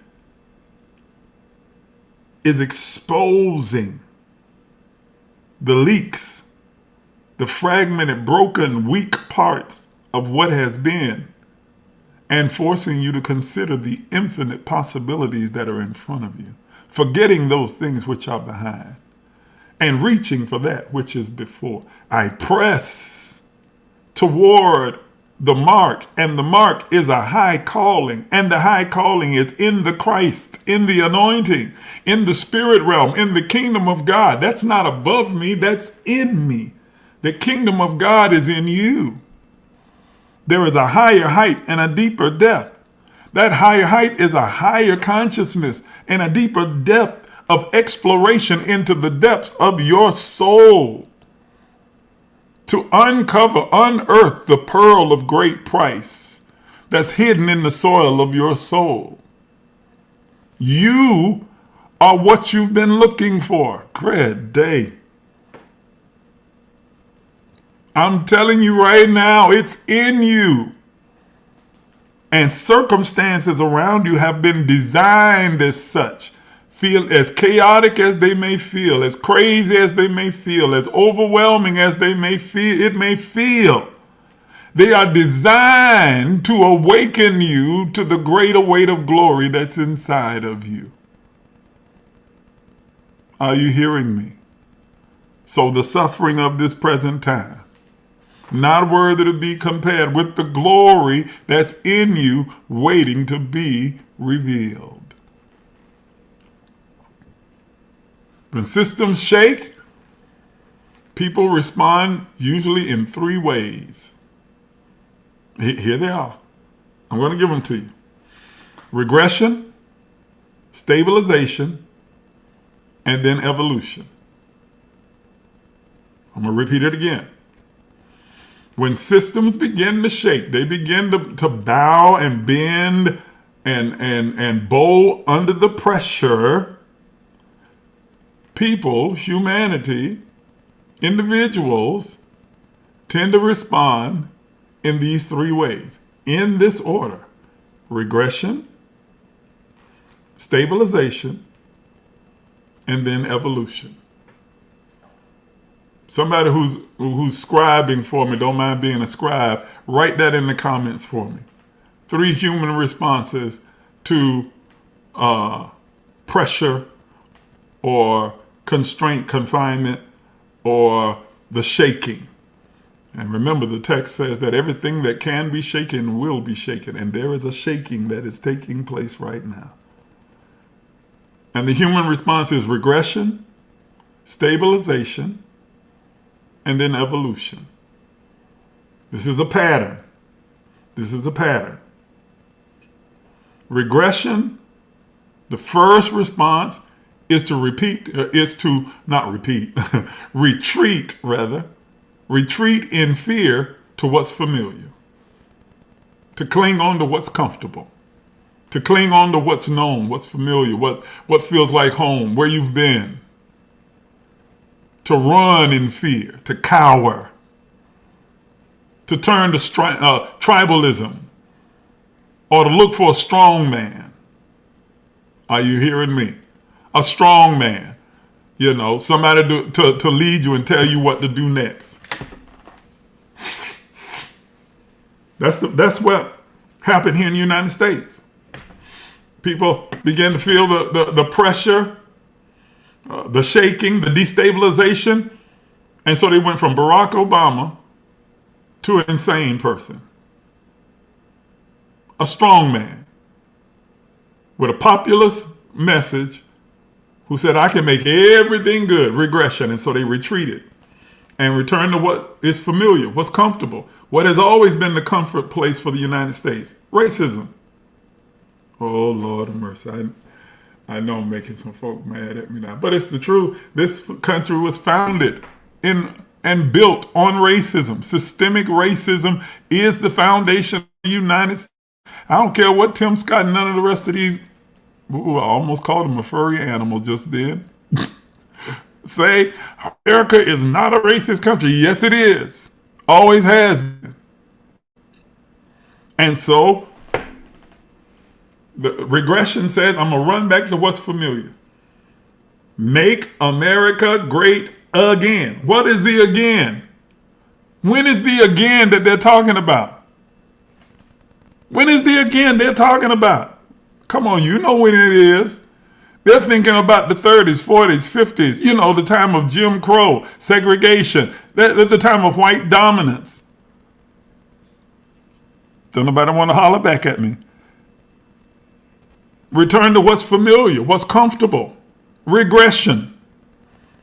And you do it as an individual. As soon as things begin, pressure begins to build, pressure begins to mount, things begin to become overwhelming. Regression. You return to what's comfortable. We want to go back to what you think will work because it worked before in the past. This is what I'm familiar with. This is what has sustained me before. This is how I survived before. So I'm going to go back to what I've been doing. I'm going to go back to the relationship because it's better to have somebody than to be by myself. And you know it's not a healthy relationship, but you go back to it anyway. Regression. When you run back to what's familiar, no matter how toxic it is, no matter how damaging, no matter how dysfunctional, no matter how destructive, you retreat in fear and you begin to turn to what is familiar, to the strong man thinking, to tribalism. You want to get around those who are going to be repeating and saying the same thing that you're saying that's familiar, that seems to fit in where you are. Regression. Are you hearing me? That's the first response. Then comes stabilization. Stabilization is about protecting what exists. It's that survival mode. It's the thing that caused the man to stay around the pool for 38 years. 38 years of him witnessing the angel come down at a certain season and trouble the water, and whoever got into the water first were healed of all of their diseases. For 38 years, he sat there around people who were just as impotent, broken, withered, and weak as he was, and never made a move to change his circumstance. In other words, instead, he came up with justifications and excuses. Do you want to be made whole? I ain't got nobody to help me. Anytime I'm going to go down there, somebody beat me down there. Don't nobody want to help me and get down there. Ain't nobody trying to pull me up. Ain't nobody trying to do nothing for me. I'm just so hard to get along. I'm just trying to climb up the rough side of the mountain. I'm just trying to survive. I need you to survive. Stabilization. I'm going to protect what I think works for me. I'm going to shield it and protect it. I run back to what's familiar, and now I got to protect it. I got to justify being here. Even though it doesn't feel good, even though I know it's not working for me, even though I keep getting the same old outcomes and the same old results, I got to find a way to justify staying on this porch, lying here withering, dying, impotent, watching other people get blessed, watching others get elevated, watching others grow, who started out in the same place I did, were laying right here in the same place, but they had enough gumption to get down there and get in that water and then get up and move forward. Come on. He laid there for 38 years. How long have you been laying there? How long have you been laying there? How long have you been living there? How long have you been sitting there? How long have you remained in the same spot? Watching people who started out in the same place that you did rise, evolve, and move forward, and you still sitting there, and you got to justify your reason for being there. It's just not my time. It's not for me. Well, they were more talented, more educated. They had more help than I did. There ain't nobody helping me. Somebody helped them get in the water. Ain't nobody helping me get in the water.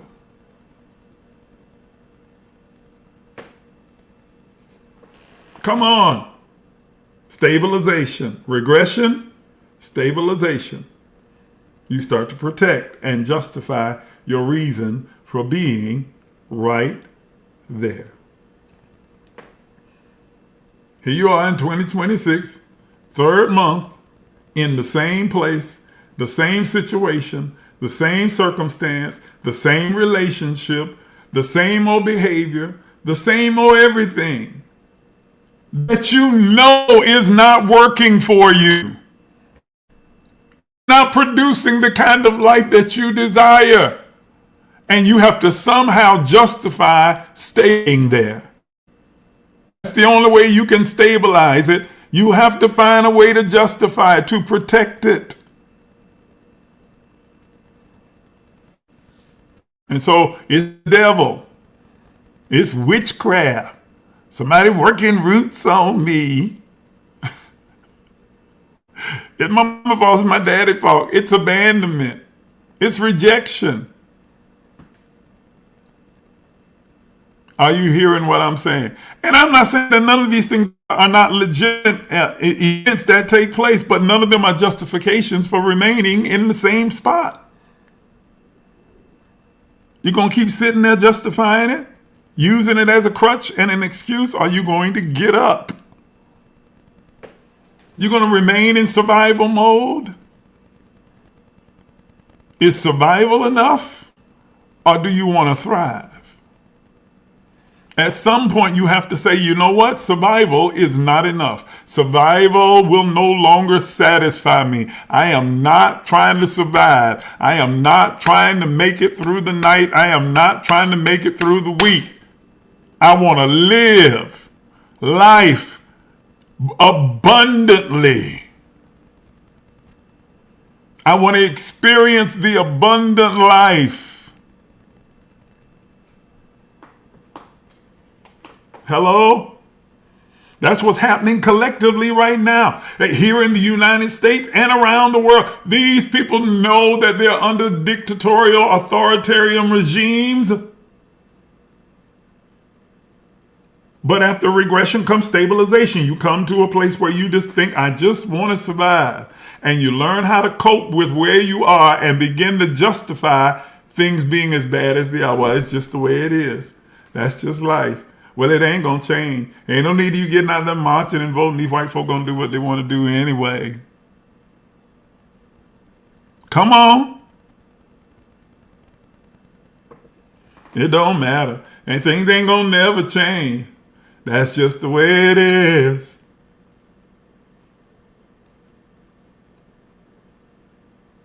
That's what that whole rap by Tupac is about. It's basically him saying that it's just futile to even try and do anything different because I see no changes. Nothing's ever going to get better. That's just the way it is.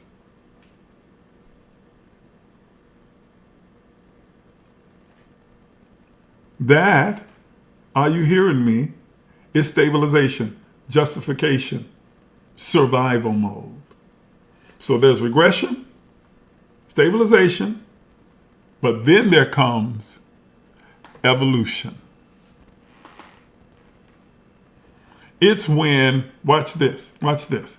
Evolution takes place when you muster up the courage to begin to question the status quo.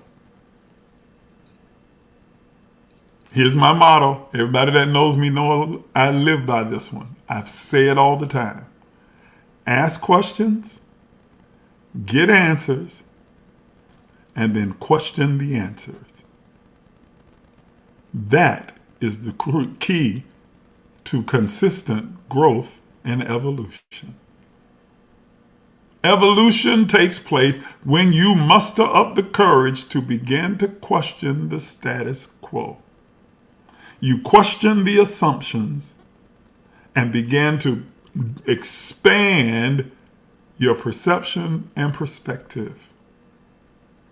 You open your conscious mind to the possibilities, which means that you have to divorce yourself from the need to be right. I have another saying that I say that most people don't want truth. Most people do not want truth. They want proof that what they already believe is true. Let me say it again. Most people do not want truth. That's why deconstruction just terrifies them. And they have to demonize it. Are you telling me about no energy and about no the universe? The universe didn't die for me. Well, who said that the universe died for you? I'd make you real mad if I tell you Jesus didn't die for you either. But that's a whole nother conversation right there.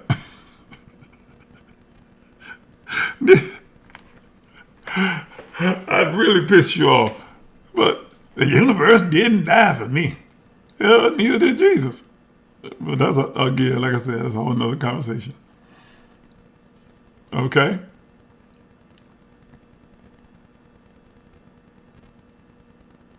All that astrology and believing in the stars and numbers and all of that. I just believe the Bible. You don't believe that Bible. You haven't even read the Bible. You don't even know what it says. You got a few quotes out of context, twisted, misquoted, that you've committed to memory and what you have been told. And the truth of the matter is you are only a Christian because you happen to be born in an environment that favored Christianity. Had you been born in a different culture in a different part of the world, you'd be just as much of a fierce defender of the religion of that particular culture. If you have been born into Islam, you'd be a fierce defender of Islam. If you've been born into Buddhism, born into Hinduism, born into Taoism, whatever it is. And that's why even in your Christianity, you've got your tribalism going on. All of you Christians, but the Baptists think that they better than the Pentecostals, the Pentecostals better than, the Baptists, and everybody better than the Methodists and the Catholics, just demonic altogether.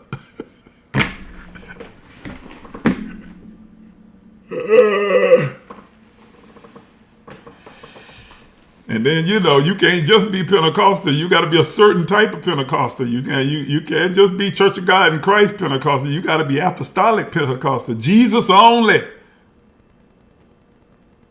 Come on. Tribalism. Okay?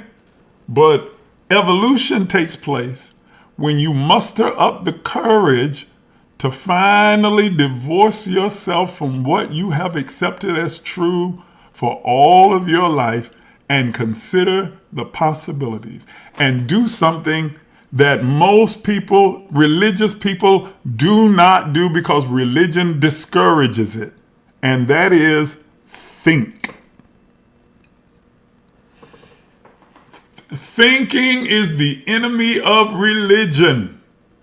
I will say it again. I don't care who gets mad. Thinking is the enemy of religion. Religion demands that you leave your logical mind at the door. Suspend all reason and logic and simply believe what you are being told, whether it makes sense or not. Just believe it, because it's written in some old dusty book. Or you heard Reverend Cutthroat said, the blind prophet hoodoo said, God said, yes. And if you hold it up to the light of logic, it's like, wait a minute.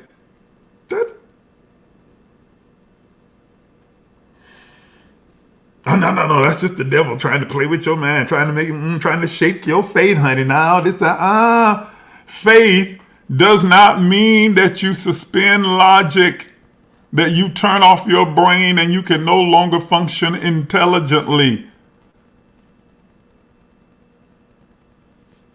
I said it, I mean it. Evolution takes place when you muster up the courage to begin to question, to engage your intellectual, logical, brilliant mind. Because, ladies and gentlemen, you are most like God when you are thinking. I've said it before, I'll say it again. You are most like God when you are thinking. Because even your Bible, if you believe the text that's written in your Bible, St. John chapter 1, tells you that everything with God began with thought. In the beginning was the Logos, the Word. The Logos is the thought, the consciousness, the imagination. In the beginning, God thought a thought, and the thought was with God, and the thought was God. You couldn't separate the thought from God. And the thought became flesh. Yay! The thought was manifested in three-dimensional form. But it started as a thought, a concept, an idea, an imagination. God imagined, God thought. And then what God thought became reality. As a man thinks, so is he. Call those things that be not what I'm thinking about as though they were, and they manifest. Let there be. Allow what I've imagined to manifest. And since we are made in the likeness and the image of God, then we function in the same way that God does. Everything with us begins with a thought. We think it, and then it is. We think it, and then we manifest it. Hello? So come on. So after regression and stabilization, evolution begins to take place. And that is when you have come to the place where you have the courage to question the assumptions. To question the assumptions and expand your perspective.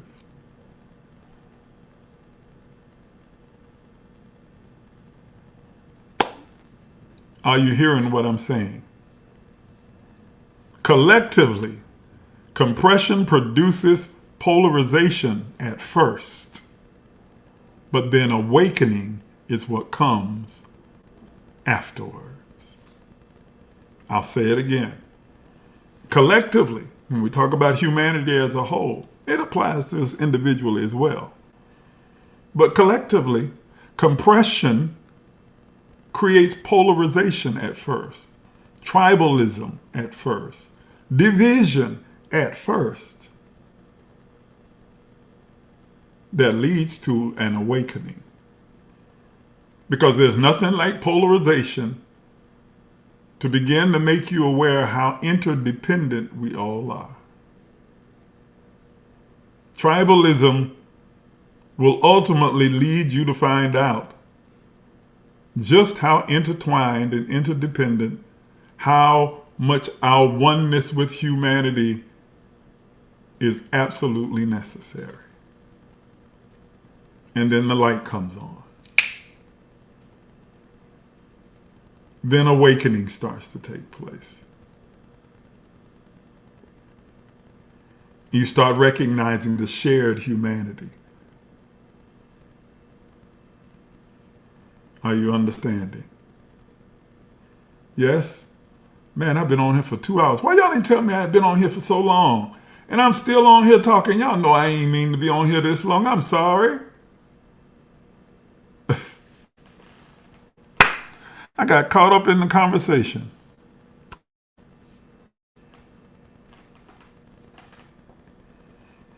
But I'm telling you, crisis exposes our interdependentness, how we are intertwined and interconnected with each other. It forces humanity to confront the illusion of separation. We're not separated from each other. We are intertwined, interconnected, joined with all the rest of humanity.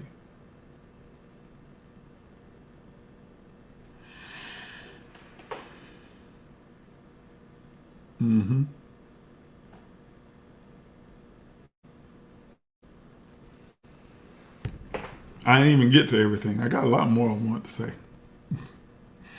But I just looked up and realized. So let me just say this then to justify my title. All right? March Madness is the pressure.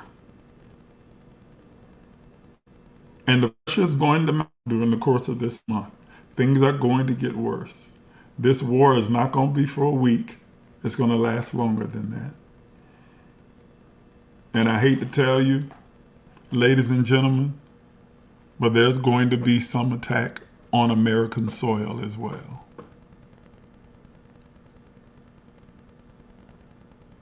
America will not be exempt this time.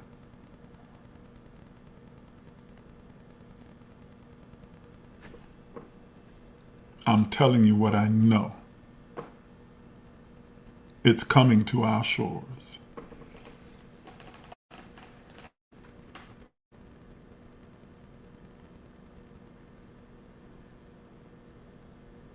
And it's crazy how when we bomb millions of people in other countries, it's just an act of war. The fog of war is just one of those things. It just happens. But when it happens to us, it's terrorism.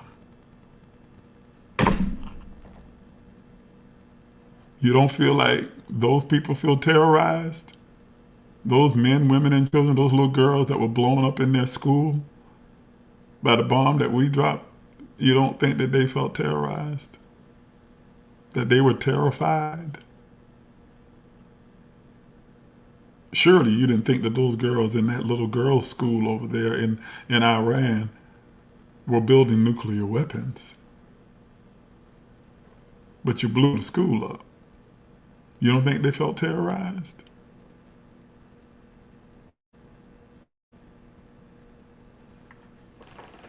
See how we justify regression, stabilization, then awakening. Gotta justify it. But the chickens are going to come home to roost. Watch and see. America has to reap what it has sown. People don't want to hear this. Lord have mercy. But that's just universal law. So it's going to come to our streets. We're going to experience some of the pain.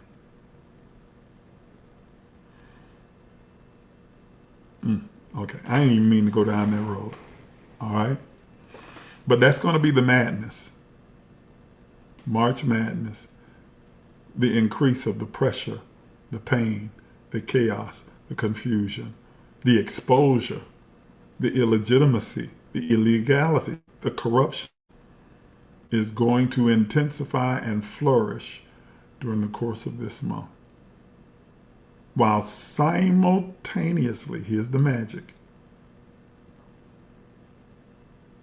as a result of it, the magic is going to be the realization and the awakening, further awakening, that will begin to take place in this country and around the world. More and more people are starting to wake up. More and more people are starting to realize, starting to recognize that something is not right, something is going awry, something is completely off. And you're hearing people who were prominent voices on the other side, like Marjorie Taylor Greene and Tucker Carlson and Candace Owens and others like that. Now all of a sudden you can't believe that you're finding yourself agreeing with.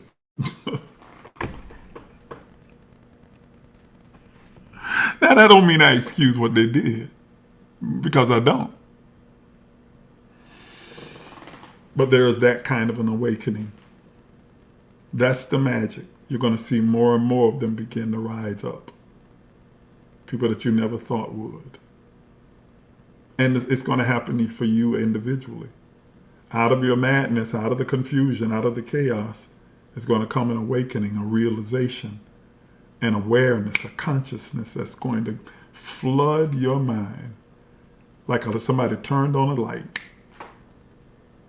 And your whole perception is going to shift. That's the magic. March Madness, magic, and what follows the madness and the magic is manifestation. Substantive, dramatic change.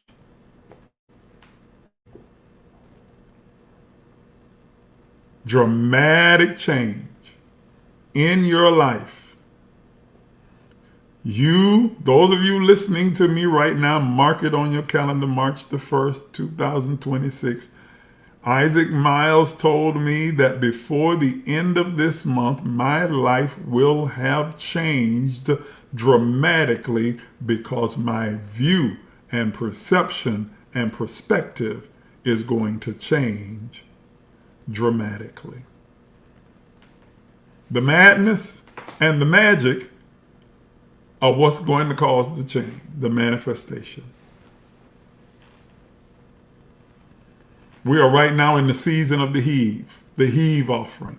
The heave offering is not just about money. Money is included, but it's not just about money. The heave offering was a tradition, a symbolic tradition where they would take our offering and they would hold it upward, toss it upward, as though they were tossing it up to God, because they had this idea that somehow God was separate from them, and so they tossed it upward. But it was like the heave always preceded the harvest.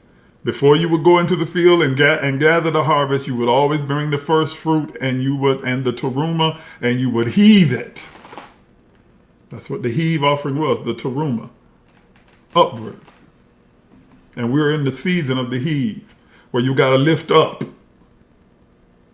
Toss upward, release upward.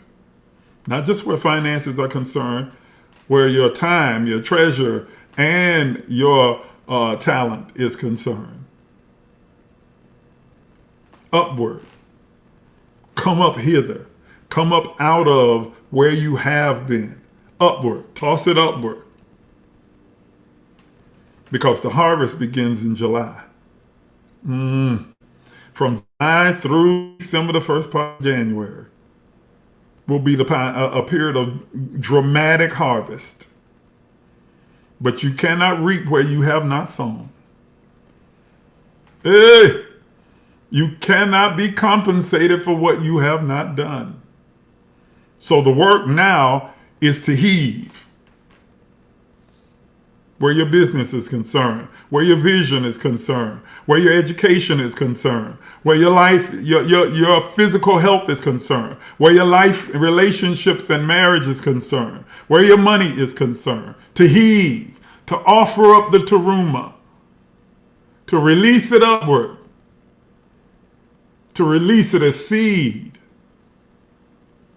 so that it prepares you for the coming harvest. This season of the heave will go on till the end of June. And then July begins the harvest. Don't be like the man sitting around the pool who's sitting there now watching everybody else get in the pool and get healed. Everybody else experiencing the harvest. Everybody else seeing the great outpouring and the abundance coming into their life. And you sitting there talking about, well, I don't see why it ain't happening for me. You know exactly why it's not happening for you. You didn't prepare for the harvest. You didn't put any seed in the ground. You haven't done anything. You still the same, have the same old mindset, the same old words, the same old actions, same old behaviors in the same old place, doing the same old thing. So you get the same old outcome.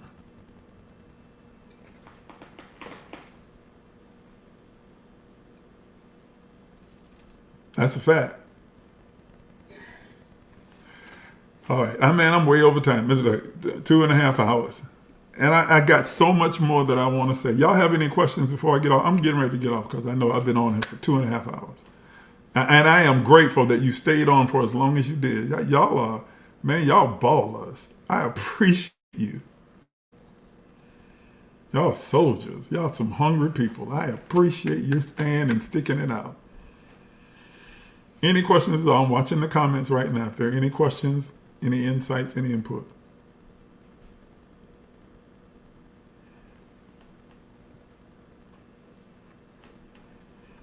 I'm watching. I'm over here watching, reading the comments.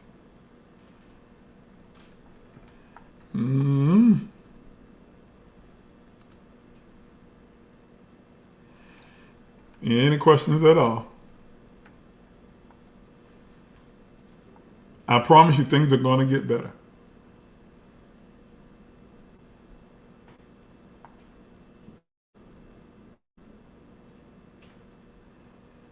We've been in the midst of this pattern from the latter part of last year to right now, the season of the heave, and then we're headed toward the harvest. Oh, wait a minute. Let me put this on screen.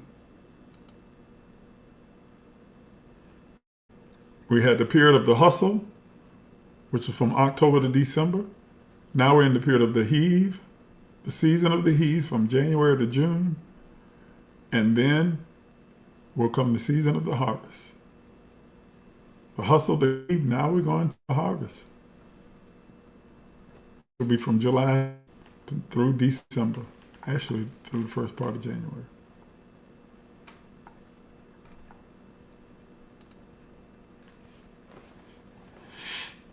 I ain't just started talking about this, I'm telling you. Those who are partners with Emerge, they know you've heard it already. I encourage you, if you're not a partner with Emerge, you need to partner. Come on over to the Patreon. Become a partner today. The link is in the description right now. Go there and click that link, run over to the Patreon and join right now, tonight. Even if you just join on the free level, join on the free tier as a free partner. The paid partnership is where it's at. That's $20 a month. But if you're not ready to make that kind of a commitment right up front, just join on the free tier and get access to the stuff that's free. I guarantee you from there, you'll be ready to step over into a paid partnership. It's worth your time. It's worth it. It's valuable. Run over to patreon.com/emergelifeenrichment. Join us. I've been doing our morning meditation, prayer, and prophecy live on Facebook, YouTube, just about the entire second half of this month, of last month rather, February. Now it'll go back to being private and just for the partners. So, and some of you have been tuning in, being a part of the meditation and affirmations in the prayer and the prophecy, remapping your brain. Well, if you want to continue with us, you need to come on over and become a partner. That's the only way you'll have access. Our morning meditation, Monday through Friday. Okay? As well as our diving deeps, and we have a lot of pop-ups, empowerment sessions where we just off schedule, just decide to gather together because I've got something that I want to download or share with everybody. I encourage you to come on and become a partner today. All right. I'm getting off here. Those of you who like to sow tonight, you want to give, you want to support this platform, I encourage you to do so. You want to maybe give a teruma or give a heave offering, or you want to give just an offering of support of any kind. You can do that right now. You can use any of these platforms that's on your screen. Our Cash App is emergelec, $emerge, A-L-E-C. Zelle is emerge.lifecenter@gmail.com. Our PayPal is paypal.me/emergelec. And Venmo @emergelec. So whatever seed that you want in whatever amount, whatever denomination. I will say that if you're going to sow a larger seed, like more than $1,500 or so, then use PayPal or Zelle. It's much better and easier. You run into problems when you start trying to do amounts that larger than that with Cash App and even with Venmo. Use the Zelle or PayPal. Okay. Thank you for your time, for your participation. Thank you for your support. I appreciate each and every single one of you.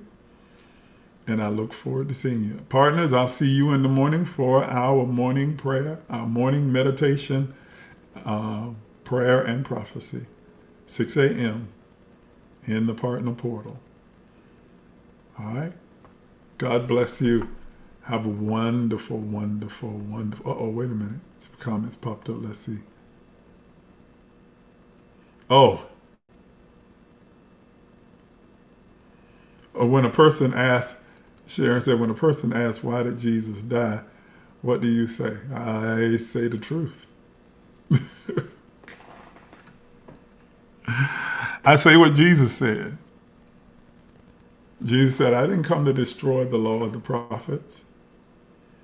I came so that they be fulfilled. I didn't come here to try and argue and debate with you about what you believe, what the law and the prophets have told you. Instead, I came to do and fulfill what they told you was necessary. That's what he said. This is what it's going to take for you to believe. Okay, then I'll do that. Not because it's necessary, but because it's what you believe is necessary. I didn't come to destroy the law and the prophets. I came to fulfill what they said. So I'll just do it. If that's what it takes to awaken you to who you really are.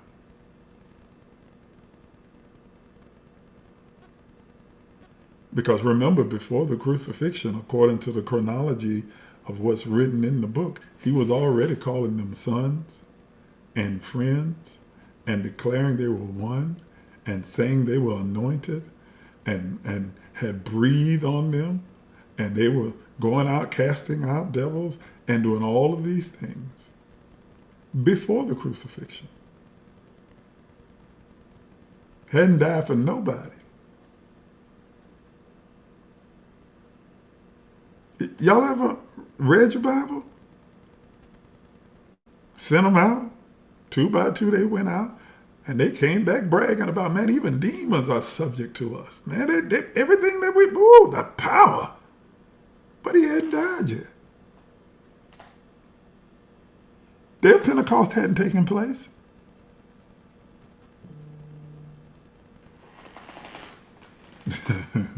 That's a whole nother conversation, Sharon. See, you open up a can of worms. You're going to make me stay on here a whole nother 2 hours. I ain't doing it.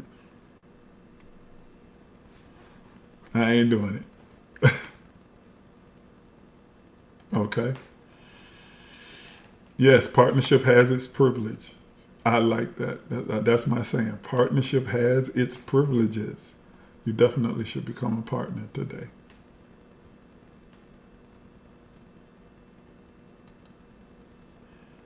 You come over and decolonize your mind. Because most of you have colonized Christianity. Yes, you do. Colonized Christianity. the white savior complex. I don't blame you. I mean, that's what we were all indoctrinated with. That's what we were brought up in. You come on over and get involved with Emerge, get into the partner portal, and we are deconstructing and decolonizing your ever-loving mind and starting to get you to recognize that your spirituality is rooted in Africa, and that spirituality is rooted in God. A lot of things that you were told were wrong and demonic and ungodly and wicked are absolutely not. The colonists and the colonizers told you that it was. They told our ancestors that it was. And that belief has been handed down. Because they recognize how powerful we are. Remember, they didn't kidnap slaves. They kidnapped kings, queens, inventors. Okay, brilliant people. And brought them here and enslaved them. Know your history. We weren't savages running around in the woods naked, crazy, out of our mind. We had whole kingdoms, whole civilizations, long before the knuckle bears and the Neanderthals even knew how to care for themselves. Again, whole nother conversation.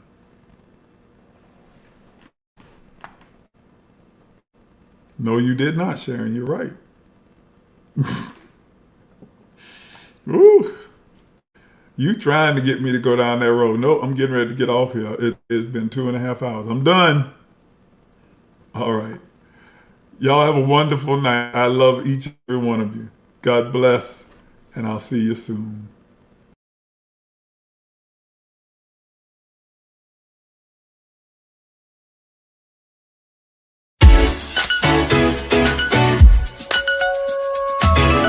Some of you are even afraid to dream, afraid to imagine.